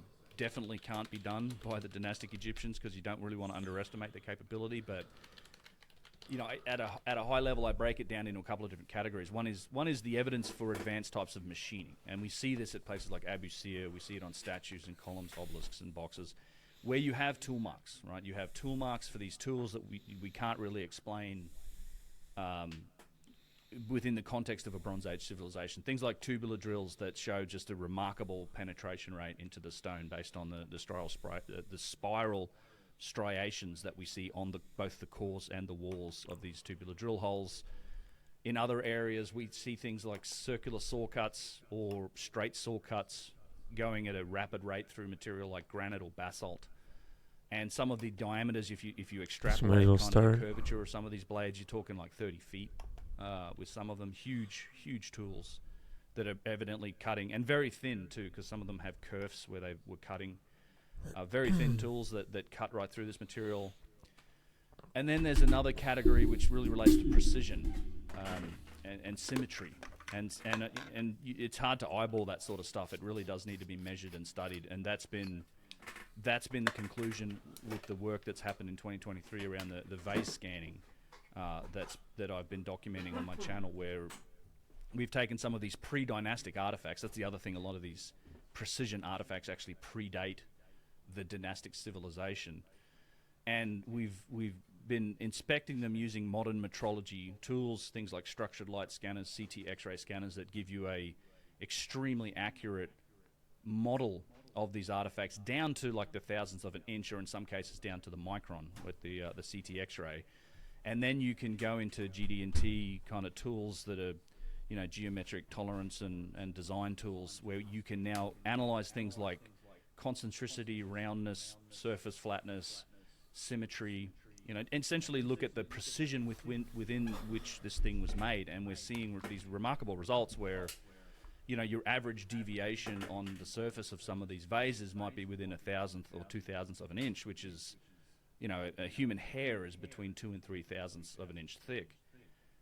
And we've also looked at these tools in precision manufacturing workshops, put them on rotating tables and put like these tolerance gauges against them. We did a whole inspection day out at Danville Metal Stamping with Chris Dunn and the vase scan team, and we were inspecting a bunch of these artifacts, and it's truly remarkable results, and certainly not anything that can be achieved by hand by people like rubbing on them with sticks and rocks and sand, which is kind of how they're explained in the story. This is one of the big mysteries.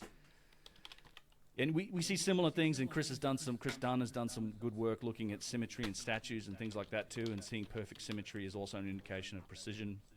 So that's another category of artifacts that I think sit outside of the capability of the known Bronze Age civilization. And then the last category that I kind of put these artifacts into is really got more to do with logistics.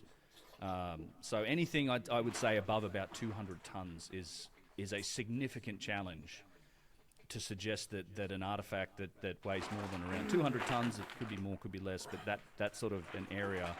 I think it's very difficult to explain how those things could have been moved. The long distances that they were moved, in fact, we've got examples of like 1,000-ton artifacts being moved 1,000 kilometers or more, and then put up and put into place wherever they are. And there's dozens of these examples. I'd also put into that category things like the Serapeum boxes, which are these 100-ton, granite or cyanite massive boxes that are in this underground labyrinth where you literally have about a foot of clearance between the walls of the, these tunnels, these underground tunnels, and the width of the boxes. Now you might be able to move a 100-ton object around with enough people above ground, but moving those things around in those tight tunnels and those small spaces underground is a whole other ballpark. And it's, again, these are not any questions that have really been answered by demonstration. Like I'm not saying that I know how it was done, but I'm very skeptical that it was done with these primitive methodologies. And anyone claiming that they do know how it was done, or it was done with primitive methodologies, it's kind of on them to prove it, to go and prove it. And as far as I know, nobody ever has. I mean, it's kind of remarkable to me that nobody's ever taken like a refrigerator-sized block of granite and cut it in half. Because, I mean, we've made a couple of little cuts by rubbing copper bars with sand, and, after a few days you get like a cut like this deep.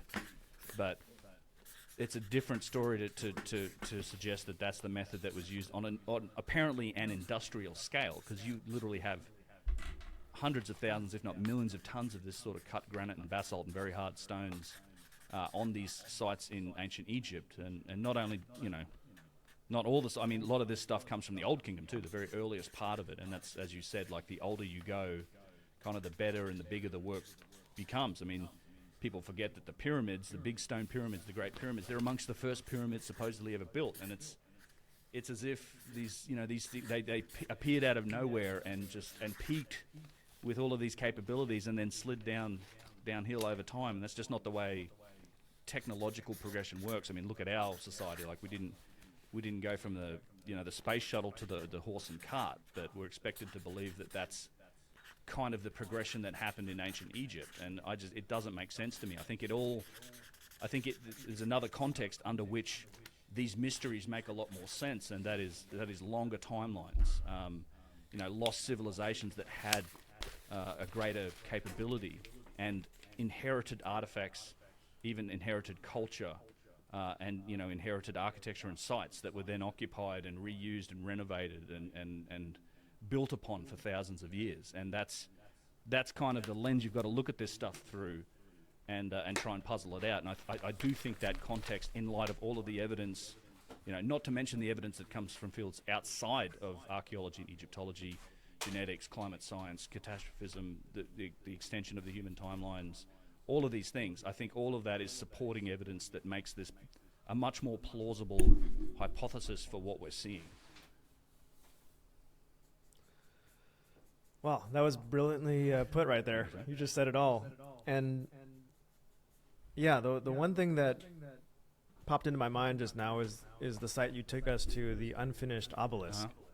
How big was that? So that's at Aswan. It's in Upper Egypt. It's in the granite quarries. Upper Egypt's the south of Egypt. It's hard to think. The Nile actually flows to the north, so Upper Egypt, the Upper Nile, is in the south. It's in a place called Aswan, and it's the granite quarries for a lot of the granite that we find in ancient Egypt. And that thing is still in the quarry, still attached to the bedrock, but it's estimated to weigh in at around 1,200, little less than 1,200 tons. So if they had completed it and pulled it out of there, it would have been a 1,200-ton artifact. It's one of the larger pieces in all of ancient Egypt, although by no means the largest. But it's an incredible artifact, and you kind of, the mind boggles a bit. If you want to see some pictures of it, I can show you that stuff. But it's yeah, definitely. Yeah, it's I'm sure. Well, I just brought that up because it was pretty funny when we went there. They showed us that video of how they did it, and they're using just crude rocks. It's like a caveman built this giant thing. Yeah, and I'm like, I don't know. It's pretty hard to believe. Yeah, and it gives it that. That's one of the reasons. One of the only sites, in fact, that they sort of indoctrinate people before they visit it, because if you were just out there looking at it and somebody told you that they made this by literally banging on it with rocks, I mean, you wouldn't believe it. But I think I think their hope is they sit you down in a room and it's it's an official video and it's narrated by Zayuas and these other, it's the official story. You're more likely to believe that's how it was done. But yeah, I mean, any engineer. That's the funny thing about this work, and I take this kind of engineering approach, analyzing a lot of this stuff. And I can tell you that, and also consequently, a lot of engineers actually sign up and come to Egypt with me. And the vast majority, in fact, I really have struggled to find dissenting opinions amongst engineers, construction experts, stonemasons, people that know what they're looking at, all right, and they understand what's involved with either the materials or the loads that we're talking about. They just shake their head and go, "There's no way." I mean, machinists understand the precision of these artifacts, and they just scratch, and they're like, man, this is rivaling kind of aerospace precision that it's extremely expensive, takes our best machines to do. And then you have other civil engineers that are like, that's 1,000 tons trying to get that thing up out of that hole or make that. They just shake their head and go, there's no way. And that's why I think a lot of the interesting work and research that happens in this space comes from fields outside of archaeology. I mean, the unfortunate reality is, look, archaeologists and Egyptologists, they're not engineers and scientists. Although, of course, they claim to be scientists as well. Although it's not really this I think it's more closer to cultural studies. Like a lot of archaeology and Egyptology is focused on kind of rebuilding the daily life. Like, what was that civilization like? You know, what did they eat? How did they operate? What were they doing? What was their cultural and social structure? And that all has its place, and there's lots of great work that comes from those fields, but they're just not engineering or machinist experts, yet they do claim kind of dominion and authority over those subjects. It's like a line that I've said, I don't know, a lot, which is that, you know, you wouldn't trust an archaeologist to design the chair that he's sitting in, but if it's an ancient chair, he's going to claim that he's the expert on it, right? And I just wish they'd pay a bit more attention and work a bit more closely with some of these other disciplines, because I truly think that unraveling this puzzle is a multidisciplinary activity. Like, I think you need geologists, you need engineers, you need machinists, you need chemical scientists, you need a lot of different just disciplines to try and unravel this puzzle. You know, geneticists as well, for that matter. Like, some of the craziest evidence that's come to us now about like the lengthening of the human timeline comes from genetics and DNA and studies on things like teeth morphology, which really have very little to do with modern archaeology. But the findings that they're getting in these fields should be having, I think, a significant impact on the story of history, but it generally just gets ignored. Like, it doesn't get acknowledged. It's like, no, we don't. And you know, those guys who do those studies understand, I think, the danger of trying to extrapolate and say that this should be having an effect on history. So they typically don't go there in those papers, but yet their conclusions are out there. I mean, based on DNA evidence and looking at when we, you know, split with the Neanderthals from a common ancestor, they're kind of like our cousins on that genetic tree. You know, based on the latest research into that, we might be as old as 800,000 years old as a species. The studies that I think came out in 2021 or thereabouts on teeth morphology, like how fast our teeth evolve, like our dental, because we can look at our teeth and our common ancestors' teeth, you know, based on the rates of morphology and evolution of teeth and the statistical analysis on that, it might be up between 8 and 900,000 years old as a species, and that's a far cry from what we've always thought about the human race, right? We were like, well, we were 50,000 years old for a while, and then it bumped up to about 150,000 years based on fossil records and the first kind of carbon dating of human remains. And then there was a skull found in Morocco that pushed it back to like 300,000 years, and that's, I think, still the oldest actual human remains we have. But now there's this other data coming from these adjacent fields of science that are pushing us back to damn near 1 million years old as a species, which is really interesting when you think that the mainstream story of history has civilization starting 6,000 years ago. That's it. Like 6,000 till now, boom. That's civil. Before that, we're nothing but cavemen and, you know, primitive hunter-gatherers in the Stone Age. Like, that doesn't make a lot of sense to me, I think. And also in that time frame, not for nothing, but you go back to other kind of warmer periods. Like, it wasn't just all, you know, this snowball Earth thing. Not that it even was that, you know, in the last ice age or the last glacial maximum. But I think given that range of time, and given the understanding of the climate history on the planet, the cataclysm of the Younger Dryas, the violence of those events, it's entirely plausible that there were civilizations that were on this planet that were then almost entirely wiped out through just rapid, severe climate change, catastrophic events, cosmic events, these types of things. And, you know, all that remained of them is the stone architecture, maybe the stone artifacts, maybe these cultural memories and echoes that are then passed down to the survivors of those events, because obviously we survived it, right? We're one of the species of megafauna that actually survived the Younger Dryas. The other half of the megafauna on the planet pretty much went extinct.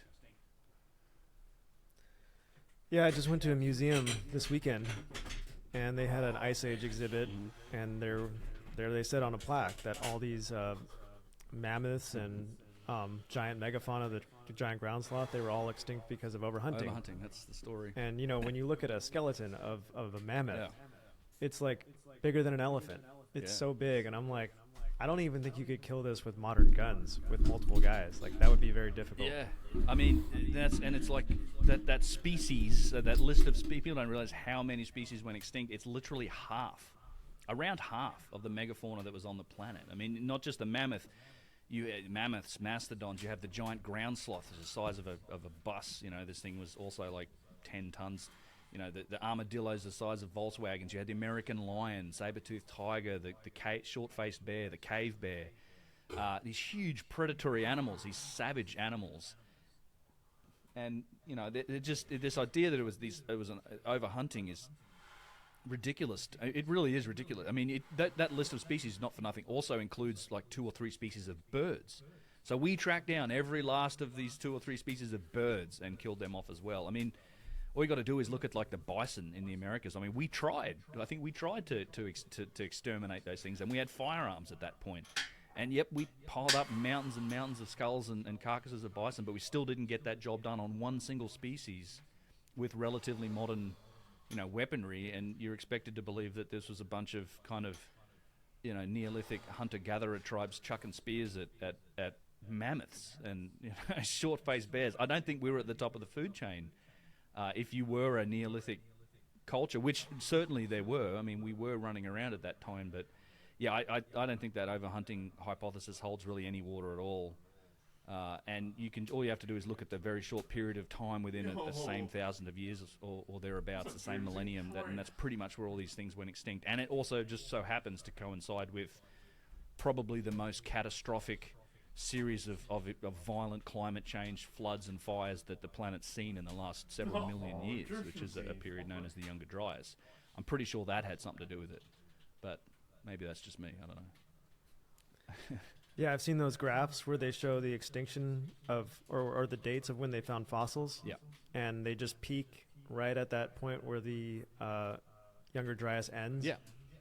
Yeah, right under the Younger Dryas boundary. And I mean, in places like South America, so we're talking 10, 12,000 years ago. Remember, according to the standard model in the Clovis doctrine of around that 13,000 years was when humans first hit the Americas, via North America, for that matter, as in coming across the Bering Land Bridge down into the North America, and then eventually they would have gone through Central into South America. At that exact same time, the effects in that Younger Dryas boundary, you know, based on there's a whole bunch of different scientific studies, but they look at like the bacteria in dung and things like that to look at like the animal rates, but they estimate something like 85% of the megafauna in South America went extinct in a very short period of time. 85, like it's huge. I mean, it was obviously the Younger Dryas affected places around the world more or less dramatically, but that's a lot of species to go extinct at the same time when supposedly humans are just first appearing in the Americas from the north, like thousands of miles away in the north. And that doctrine's also been severely challenged. I think I don't even know if it's still strongly held. Certainly not as strongly held as it was before. But there's plenty of evidence that there were humans in the Americas before that. And I mean, not for nothing, but not only that, but there's evidence that they actually took different routes to get there. There's an interesting genetic affinity study that shows that there's actually genetic indicators and an affinity that is shared between the peoples of Australasia, so Australia, Papua New Guinea, that whole area, and the people of South America. And that affinity does not exist in the peoples of Central and North America, which means that they couldn't have got to South America via North and Central America. You would see those same genetic indicators if that was the case. So what it's actually suggestive of is that there was at some point a very large Pacific migration. So across the Pacific from Australasia to South America, and it was a large enough migration such that it leaves, you know, genetic indicators in the populations of people that we can still see today. Wow, that's incredible. Yeah. And did they stop at Easter Island on the way of that voyage? Possibly. I suspect so. I'm not actually I'd have to look at the study again to see if they checked that, but yeah, Easter Island's one of those very interesting spots, right, that seems to tie into this concept of a global megalithic civilization. Like 100% the walls that some of those moai stand on are megalithic. Like they match almost exactly what you see in Egypt and South America.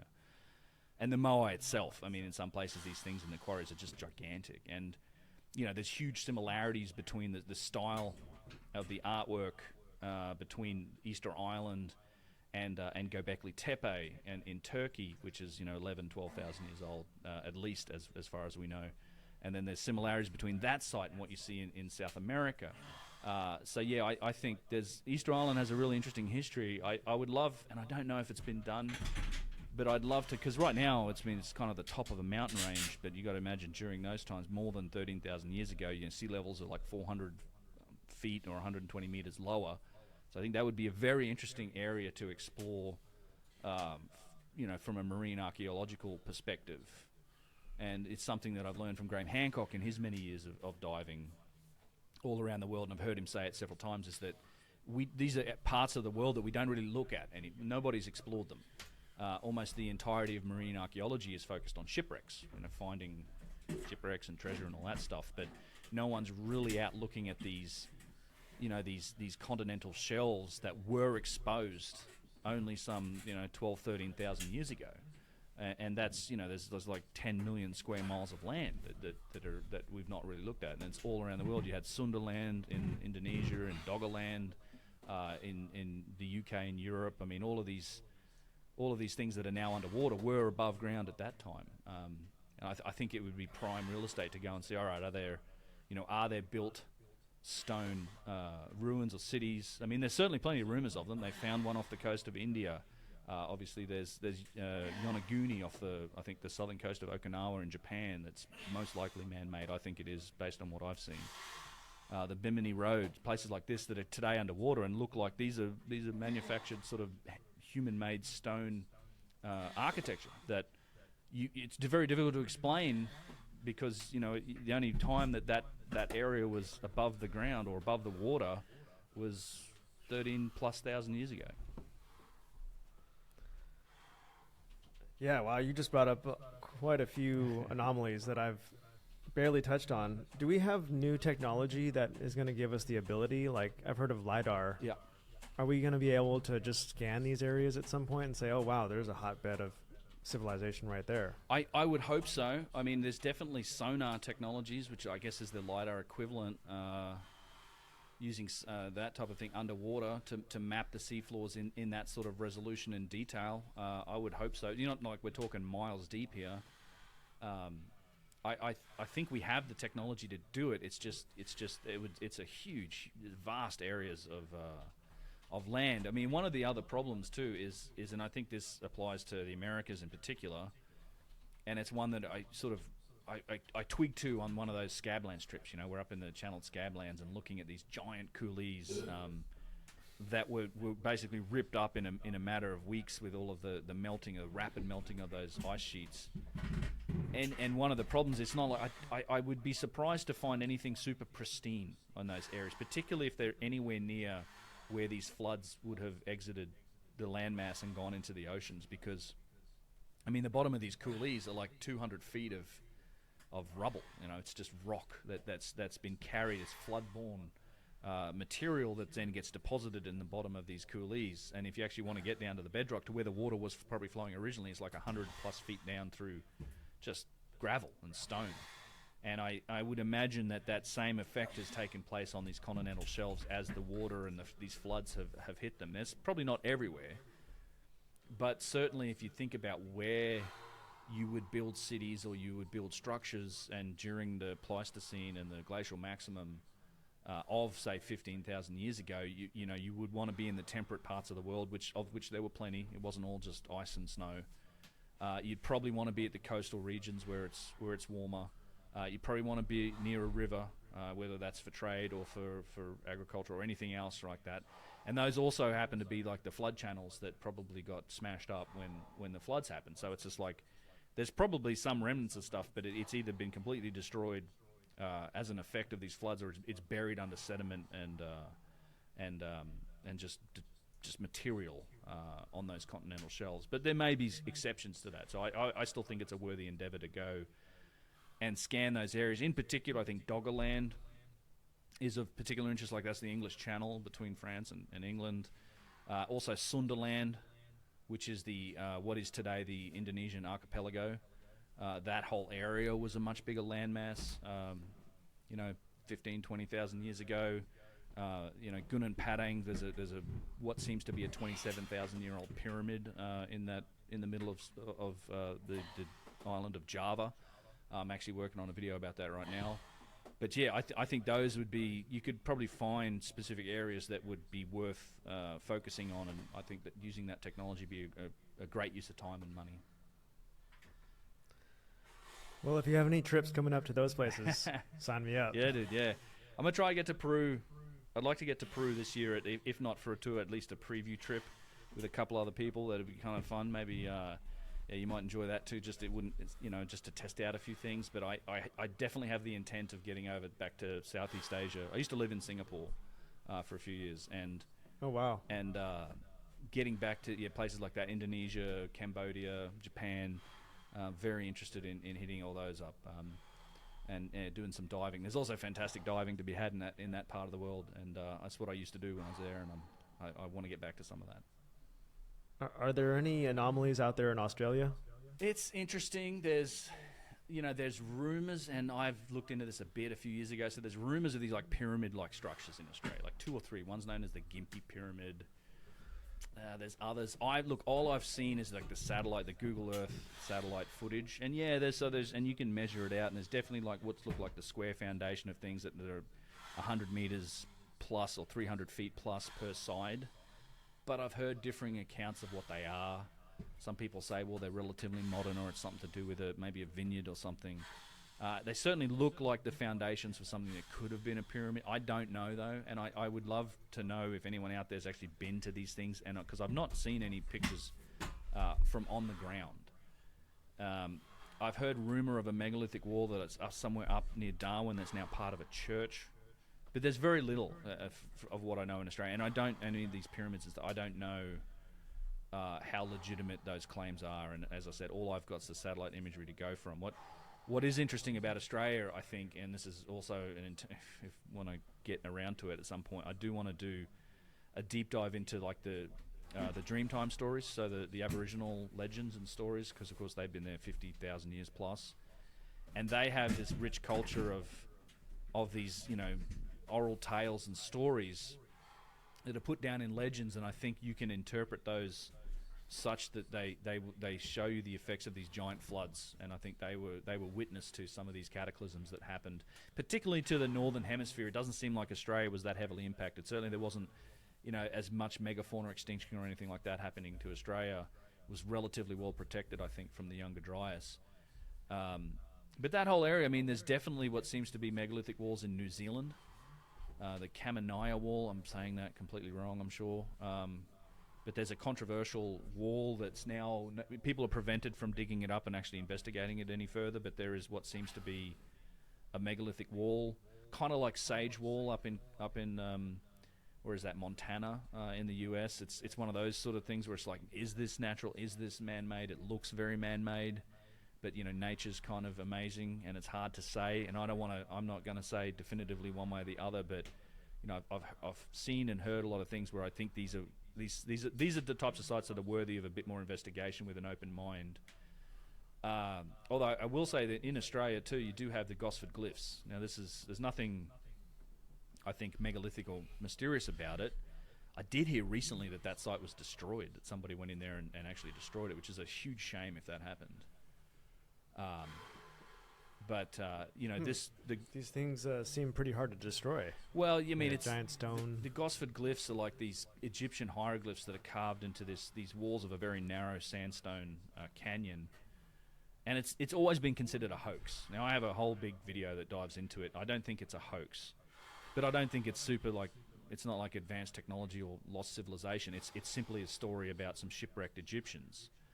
Likely from the Ptolemaic era, so that the Greek-Roman period, kind of the later part of the Egyptian civilization, who from one reason or the other found themselves shipwrecked off the eastern coast of Australia, and were looked after by the inhabitants, and they lived their life there and died.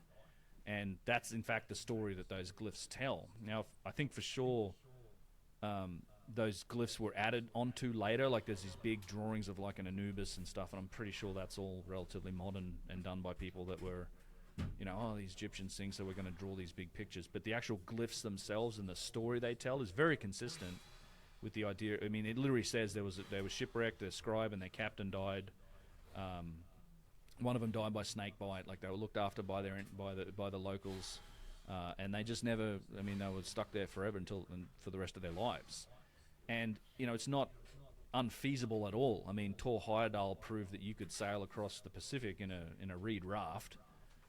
And the Egyptians, people sort of tend to think of the Egyptian civilization as just being purely limited to the Nile, but in reality, they were seafarers. Like you go to the Temple of Hatshepsut over in Luxor, and you will find depictions of fleets of boats that are out in the ocean with ocean creatures beneath them. We know that they were doing trade all around the world. They would go to Puntland and other parts of that part of the world. In fact, one of the earliest depictions of a world map that's in the Cairo Museum, I believe, it seems to depict like horses in America potentially, and it seems to depict like men with boomerangs on that map. And in fact, you go in also in the same museum, you'll find boomerangs, literal boomerangs, and the word that they use to describe the boomerang translates as foreigner's weapon. So I think there's some evidence and potential that either they were doing trade that may have extended as far as the southern hemisphere, or this does happen. They're just a series of storms, and that's where they ended up, and they got shipwrecked there.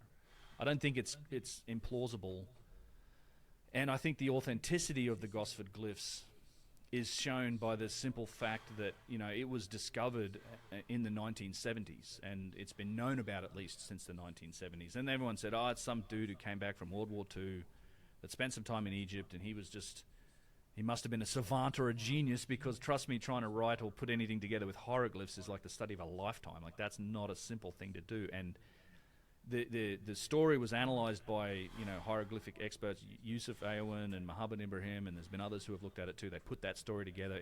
It's not just random characters. It actually tells a story. But here's the crazy thing: is that there are symbols on that wall that weren't added to hieroglyphic dictionaries in our time until after the year 2000.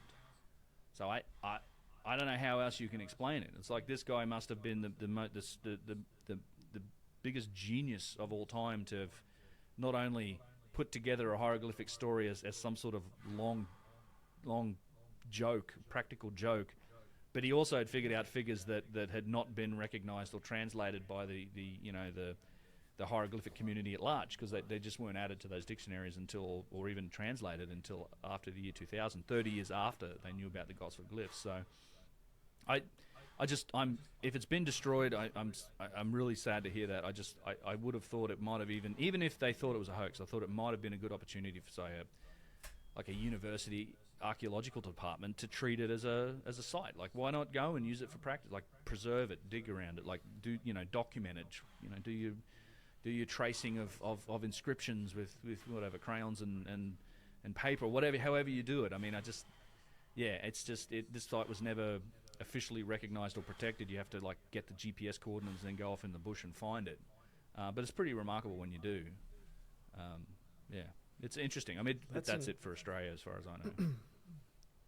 That's incredibly wild to think about a voyage getting that far around the world, because like you said, you don't think about Egypt being a seafaring civilization, but They were.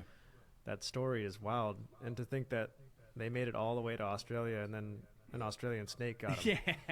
Yep. Yeah. It's typical. Yeah, this sounds typical. Yes, there's usually something out there in Australia that's either liable to do something nasty to you. Yep. Yeah, it's amazing how people survive. Yeah.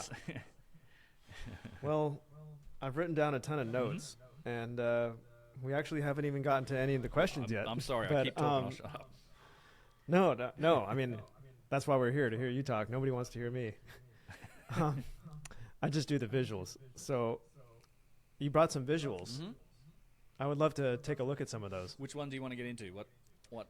As I've got. Well, visuals on I everything. think I've got the obelisk. the thing that's probably the most exciting to me is just the evidence for the lost technology. Okay. It's pretty vague, but Okay. No, we can do that. Let me. yeah. Let me. I mean, I've thought about those tube drills quite a bit. Yeah, we can definitely look at the tube drills. Yeah. Let me. We can jump right to the tube drills. This is a long presentation. I mean, but yeah, we can start wherever you want. But as I said, there is. I think this is not a bad place to start. So, one of these categories of things that I think sits outside the. Stop it again. Go go over here. There we go. One of the things that I think categorizes these artifacts for me as being beyond the capabilities of the dynastic Egyptian civilization is their advanced nature, be it precision, machining, or just sheer logistics. And you see a few examples of that sort of stuff here. Like we have the massive head of one of these granite statues that's, Chris Dunn has shown to be perfectly symmetrical. This is one that you can find at Luxor, although today it's no longer on the ground. It's back up on top of the body, like 30 feet up in the air, so you can't get a good close look at it.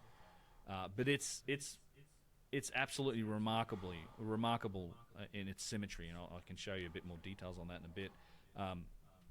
You also have artifacts like these in the museum. The schist disc is here. It was broken and it's been reconstructed.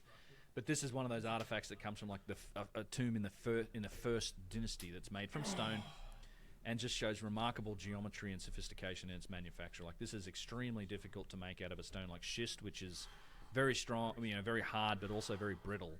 And this thing has these edges that have been folded over and not folded over, carved in this way, along with these, the stone gap behind it. It looks like it has a functional purpose, but it's obviously described as a decorative vase. This is a sort of somewhat of a notorious artifact, but people usually miss on the point that it actually came from it was found in the tomb of a first dynasty prince, so the very, very early times of the dynastic Egyptian civilization. Yeah, the schist disc is amazing, and there's tons of these theories and studies that have been done on it about a potential purpose for it. To me, it screams something functional, as I think many of these sites were, and potentially even the pyramids, I think, had a function. I don't think you can classify everything that we see in ancient Egypt as purely ceremonial or religious. I think they had a function, as did, I think, the boxes. And this is an example of one of these precision carved boxes. This isn't in the Serapeum. This is a site called Lahoun, with just one of the most remarkable artifacts in all of Egypt. This granite box that's actually in a granite room, with an arched ceiling, all made of granite. And Flinders Petrie actually measured this thing, and you're talking like single-digit thousandths of an inch precision on flatness and length. And then, there's a real sophistication when it comes to these sort of single-piece objects, and that is that it's not like it's multiple pieces that are bolted together, right? It's carved from a single block of stone. So if you make a mistake anywhere, you can't really just remove more material to correct it. So getting things proportional and making sure that this side is square and or perpendicular to the side down the other end, which might be 7 or 8 feet away, and keeping that within a thousandth of an inch of being perfect it's an astronomically difficult task. So making these things from single piece artifacts and keeping them precise and proportional is one of the major challenges that we see. And in fact, I can get into a bit more detail on that with the quote actually from Petrie. Of course, there's the vases. This one in particular is remarkable in that it has a lot of corundum in it, and corundum being a 9 on the Mohs scale, so granite, diamonds are 10, as essentially the hardest substance or natural substance that we know of. Corundum's a 9, granite can be a 6.5, flint's a 7, steel is 6, hardened steel's like a 6.5, copper and bronze are 3 and 4. They're very much these things are harder than steel, and corundum. That's amazing. Yeah, and yet they've been shaped with precision. And I just wanted to say that it looks like pottery, but it's not, right? Yeah, a lot of people mistakenly do call them pottery vases. Even Rogan keeps calling them pottery. I'm like, they're not pottery; it's stone. Yeah, what the funny thing about these is, and I'll show a slide of it, is that they kind of exist alongside pottery, or they're found alongside primitive pottery. And when I say primitive, I mean not turned. So they're found alongside what I would class as imitation artifacts that are made from hand-formed clay that then is hardened into pottery. And these are just leagues above anything made from pottery in terms of sophistication. Yet some of these vases and hard stone vessels like this are amongst the very oldest artifacts we've ever seen from Egypt. Many of them are what you would term pre-dynastic, so before the dynastic civilization ever got. One of the most amazing memories from the trip with you was when we went down under the step pyramid, and we were able to just literally pick these things up. Yeah. And you took a flashlight, and you put it. It's so thin Translucent. and precise that the light goes right through it. It's incredible, but it's rock. Yeah, it's rock, right? And it's Yeah. and these are like, again, very very hard rock, but also when you get it thin, becomes very brittle. Like, think of like glass is pretty hard, but it shatters, right? Similar story with this type of stone. When you get it thin, you get it certainly thin enough to become translucent. I mean, you're talking. I think Petrie found examples of a dish that are down to like 1/40th of an inch thick. It's of diorite. And this is just is kind of unbelievable that you can manufacture that under any circumstance, let alone with using primitive methodologies. So the only way to shape this would be with something harder, like a diamond. Typically, yeah. So there's or a diamond dust or some sort of abrasive material that sits between. Like you can. That's just how a lot of modern stone cutting works. Is that they use a slurry of material like a diamond dust or a synthetic carbide dust that has particles in it that are very hard that wear away the stone. It also wears away the tool that's doing the rubbing. So even in the experiments that have been done, because this is how they explain sort of stone cutting, is that they took a copper bar and they put sand and water on it, and the sand, of course, has particles of quartz and corundum. And that friction is just basically a grinding. It's not cutting; it's grinding. But at the same time, you're also wearing away the copper at a tremendous rate, probably faster than you're wearing away the stone on the other side of the sand. And that's kind of how they classify. Or that's how they explain a lot of this cutting. But yeah, that's the way that you do it, and that's the way, in fact, modern machines work today with a lot of the big either circular saws or band saws or swing saws that cut slabs of granite for countertops and stuff. I mean, they are made from like hardened steel, but they often will use like an abrasive or a slurry to actually cut through the stone or grind through it. Of course, the obelisk is here. You can see George Howard standing there. Next to this is that 1,200-ton obelisk in the quarry, and then there's other even large precision artifacts like this column. The end of one of these flared columns, which are again a single piece made from granite, and probably 100 and 150 tons, if not more, when it was whole. But just this remarkable geometry on this and precision and symmetry that you find in this stonework is it's kind of mind-bending to think this was done in any primitive fashion, and in fact I don't think it was. And then of course, when you look closely at these artifacts, you see all of this evidence for machining, and this has been analysed by a lot of different engineers and scientists. In fact, Flinders Petrie was one of the first people to go back and notice things like this, which you see on top right here.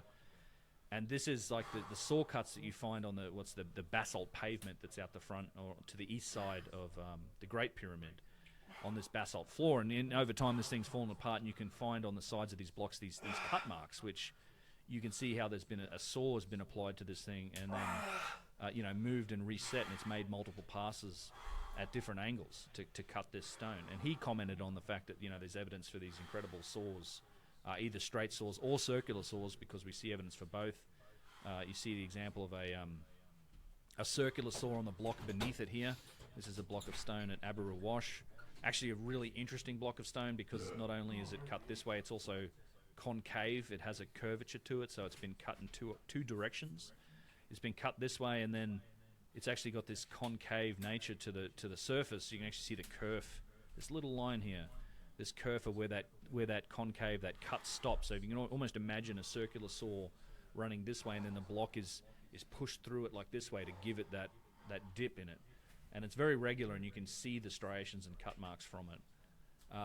Again, you see more cut marks. These tubular drills, there's a whole other, we can get into that into as much detail as you like, but you find these all over, particularly Old Kingdom sites that have been made into extremely hard stone, diorite, basalt, granite. And there's a long history to the study of some of the cores that have come out of these holes. So these are tubular drills in terms of like that, a very thin edge. You can actually see the kerf and the thinness of the tooltip here.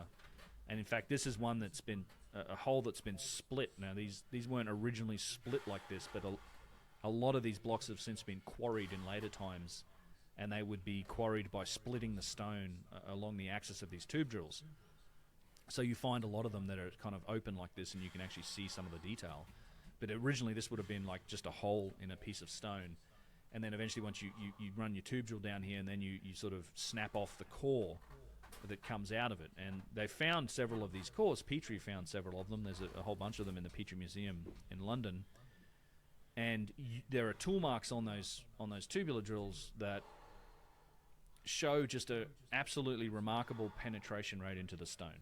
And there's been a lot of study done on this, and it's been 100% confirmed by Chris Dunn and the Petrie Museum, who did a latex casting of one of these cores, of this Petrie's core number 7 it's called.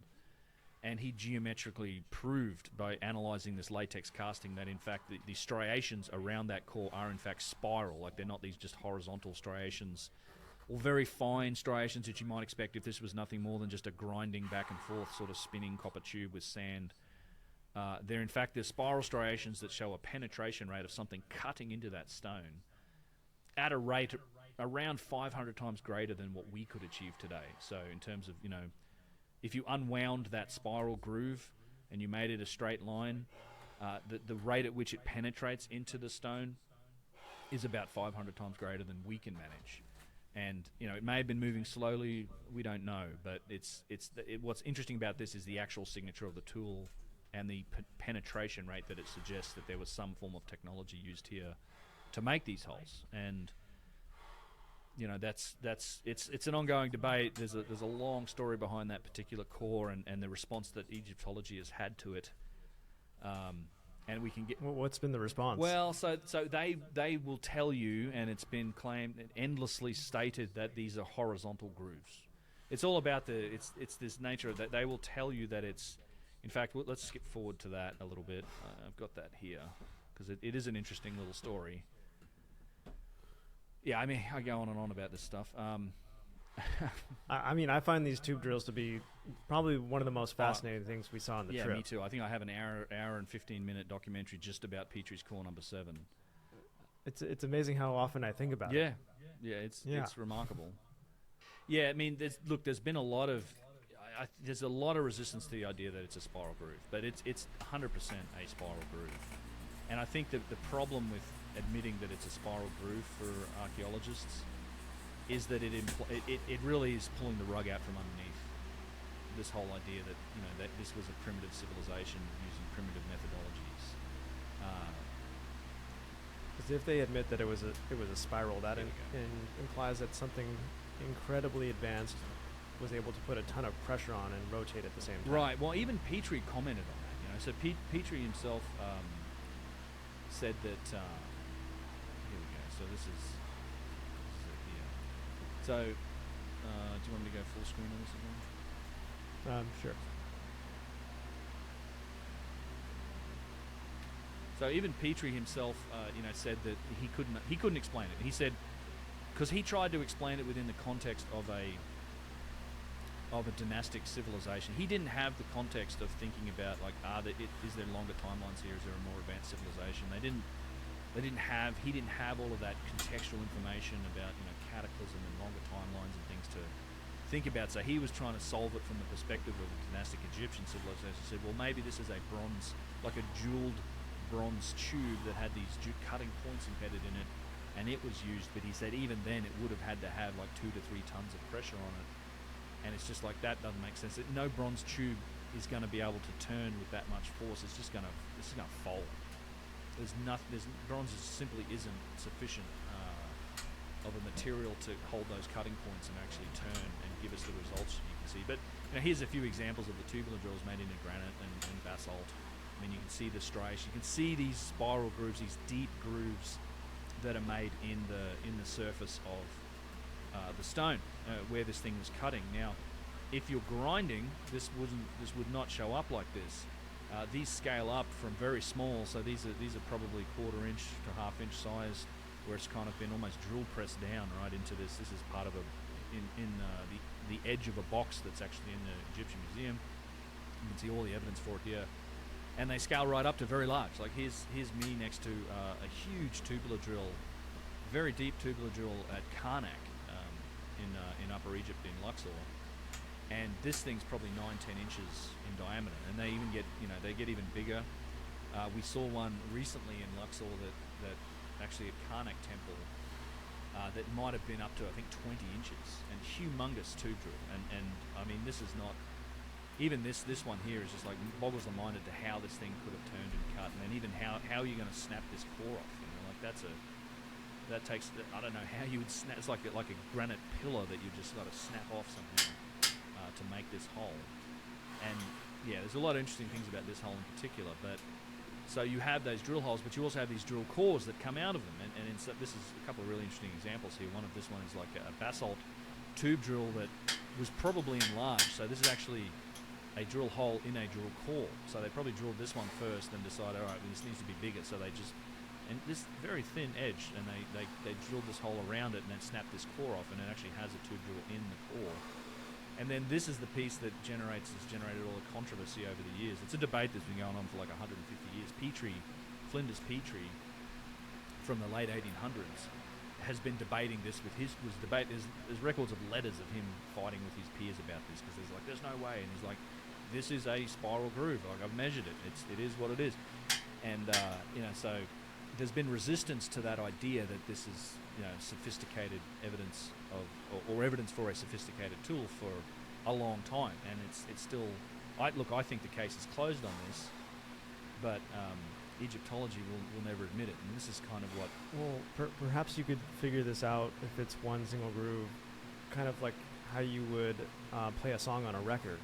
You could people put have said a pin and then just rotate it, and if it gets to the end. So that's what people have done. You can see here that with the cotton thread test. So a number of people now have gone in and under like a magnifying glass, put cotton into a single groove and followed that groove, and you can see that you get however many rotations down the core. Now that there is more than one cutting point, so there is more than one groove on the core, but you can follow an individual core and see how it actually spirals down the groove. And in fact, there's been accounts like Chris Dunn did it, a bunch of other people did it. There's even an account of one guy just like he said they just got bored. He said I kept wrapping it and eventually got bored because I wasn't going to do the whole thing. So yeah, this is what Petrie said about it. Firstly, the grooves which run around it form a regular spiral with no more interruption or waviness than is necessarily produced by the variations in the component crystals. The spiral is truly symmetrical with the axis of the core. The great pressure needed to force the drills and saws so rapidly through the hard stones is very surprising. Probably a load of at least a ton or two was placed on the 4-inch drills cutting into granite. On the granite core, the spiral of the cut sinks 0.1 inch into the circumference of 6 inches, or 1 in 60, a rate of ploughing out of the quartz and feldspar, which is astonishing. So it has this 1 in 60 rate. So again, if you straighten out that cut for 60 inches, it drops about an inch, and that's that rate at which is like 500 times greater than we can achieve with our modern high-speed stuff, right? It doesn't penetrate as fast, but it moves very quickly. It cuts the stone over time, and it can cut right through it, but it's spinning really fast. And that's the issue. And then Chris Dunn, I will say, Chris Dunn kind of reanalyzed this, and he said it's not quite 1 in 60, but it's close, so he kind of corrected Petrie a little bit, because obviously he's got access to better tools. And then, so what he did, and this is what the Petrie Museum and Chris Dunn did, so other than the cotton wrap test, is they actually took a latex mold of core 7. And this is kind of not too difficult to explain or to understand once you look at it. So you have this tubular mold, right? So it's this mold that was made, and they sent it to Chris. And what he did is he sort of drew a line down and he notched it. So he cut out a square notch in 2 spaces, like this notch here above A and this notch here around the point C, and then he cut the core along these notches. So he split these notches in half. So you know that this notch matches this notch matches this. Like it's part of that same little notch. And so from there you can draw this, what's a straight line.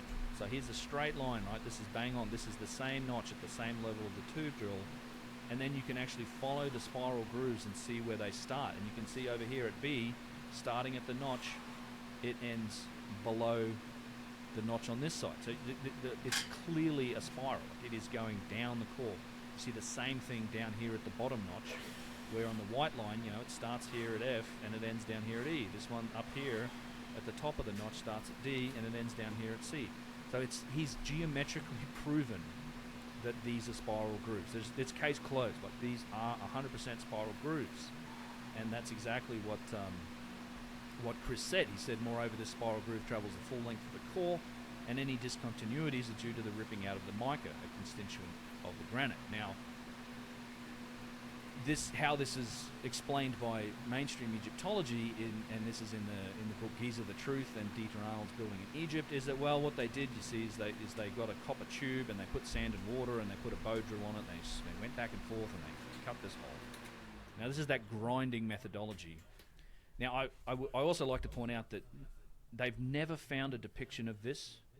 They've never found a copper tube. There's no drawings on any Egyptian walls showing this is how they did it into stone. They've never found a single copper drag saw or a copper tube, and they often accuse anyone suggesting advanced tools of, like, where are the tools? Well, where are your tools? This is complete hypothesis. Like, there's nothing supporting that this is how it was done. However, this is an established method for cutting into stone. Like, you can do this, and many cultures down the centuries have done it this way, where you grind. You might use wood or hornblende or bone, and you know, like, put sand on it and you put a weight on it, and you slowly go back and forth. And there's a famous documentary that Mark Lehner and Dennis Stocks, so this is Mark Lehner, this is Dennis Stocks. Mark Lehner is a famous Egyptologist. Dennis Stocks is an experimental Egyptologist, that they put out, and they said, oh, mystery solved, you know, I've got this clip. He's like, oh, they cut a couple inches in, they snap the core off with a steel chisel, for what it's worth, and they hold it up and go, that could be 4th dynasty. Like, that's mission solved. They never really take a close look at it. They don't really show you what they did. But turns out in the 1980s at Pennsylvania University, they actually did a study into this. Now, what's interesting about this study is that they not once in the paper anywhere do they mention the word spiral. They say that, they just literally say, like, the granite core published by Petrie was made by the ancient Egyptians using a tubular drill.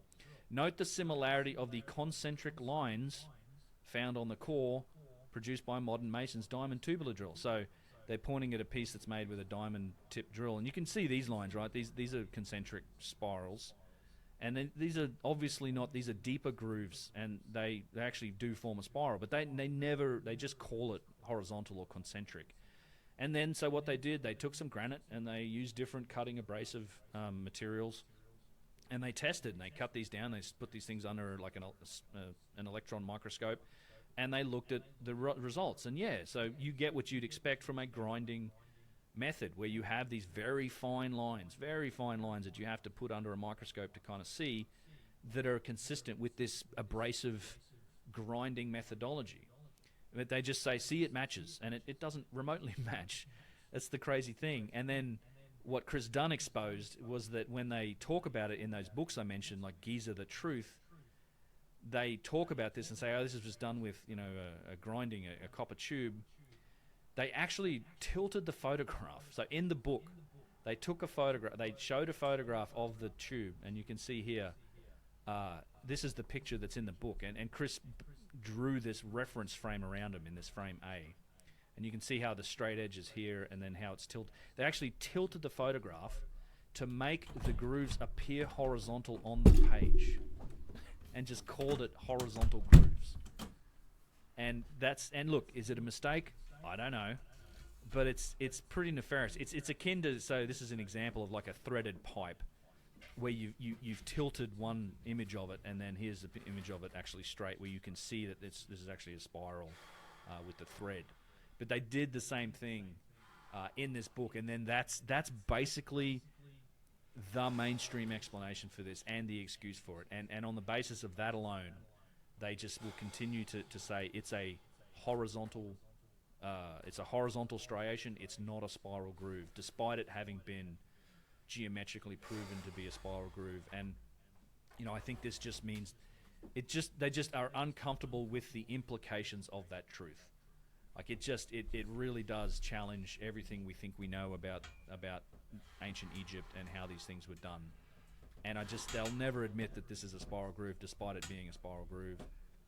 Because what does that imply? If that is a spiral, what does that imply? Well, so it's a deep spiral too. Like, it's not. This isn't grinding. You can see the spaces between the grooves. This is cutting. This is something that's cutting the stone. it implies sophisticated technology, some sort of machining tool that seems like it might even be beyond our capabilities in terms of how it penetrates the stone. We don't know, but there was something being used here that was a lot more sophisticated than dudes using, like, you know, sand and water and a pipe and a copper pipe and a bow drill. Like, it really does upset the apple cart in terms of the evidence for some sophisticated technology. Now, the strange thing about this, as is the case for many other aspects of ancient Egypt, I mean, the megalithic blocks, the pyramids, you find these on the Old Kingdom sites. You find these on the oldest of sites. Again, this appears to be something that came out of nowhere. Like, this was in evidence at the very earliest times of that civilization as we know it. I think it's far more likely that these sites were inherited and reused and renovated, and that these features already existed. Because I think we've got a good grasp on what the dynastic Egyptians were capable of. They tell us, like, they draw the scenes on the walls of how they did things. We found their tools. You know, we found their evidence of their civilization, and it is a Bronze Age civilization. As far as we know, they didn't have any sophisticated technology, but somebody clearly did. And the thing that usually gets lost in the mix of this discussion that I always try to remind people of occasionally is that you also should take some time to remember what the dynastic Egyptians themselves said about their own history. They regard themselves as a legacy culture. Like, they think they're just at the end of what was a much, much longer civilization that stretches back some 40,000 years. In fact, they even have kings lists that tell you about these different ages. I mean, they have origin stories that also talk about floods, global floods, everybody dying, mankind having to be taught civilization again. They talk about a time called Zep-Tepi, when the gods themselves walked the earth. And in fact, they define that time as a specific set of rulers and a specific number of years. And this was supposedly, the gods themselves were walking the earth. They had these mystical capabilities. After that was the period known as the time of the Shemsu Hor, or the followers of Horus. Again, these semi-divine mystical beings with magical powers, which, you know, any technology that you can't understand is going to appear like magic. And then it's only then do you get to the list of dynastic kings that we know of. And then, you know, that's their history as they say it. And in our time, it's our archaeologists and our Egyptologists that have just determined that no, that everything before Menes and the First Dynasty, that's all just myth and legend. The actual civilization only existed from the First Dynasty to Cleopatra, when it ended some 3,200 years later. Like, that's our interpretation of it. But it's like, if you listen to what they say, like, all of this stuff fits that context. Like, yeah, they inherited this stuff. They probably inherited. Look, I think that the iconic look of the ancient Egyptians, the way the pharaohs depict themselves as these, you know, with the headdress and the crowns and they're always amongst the gods, all their tombs. This is consistent across the entire civilization.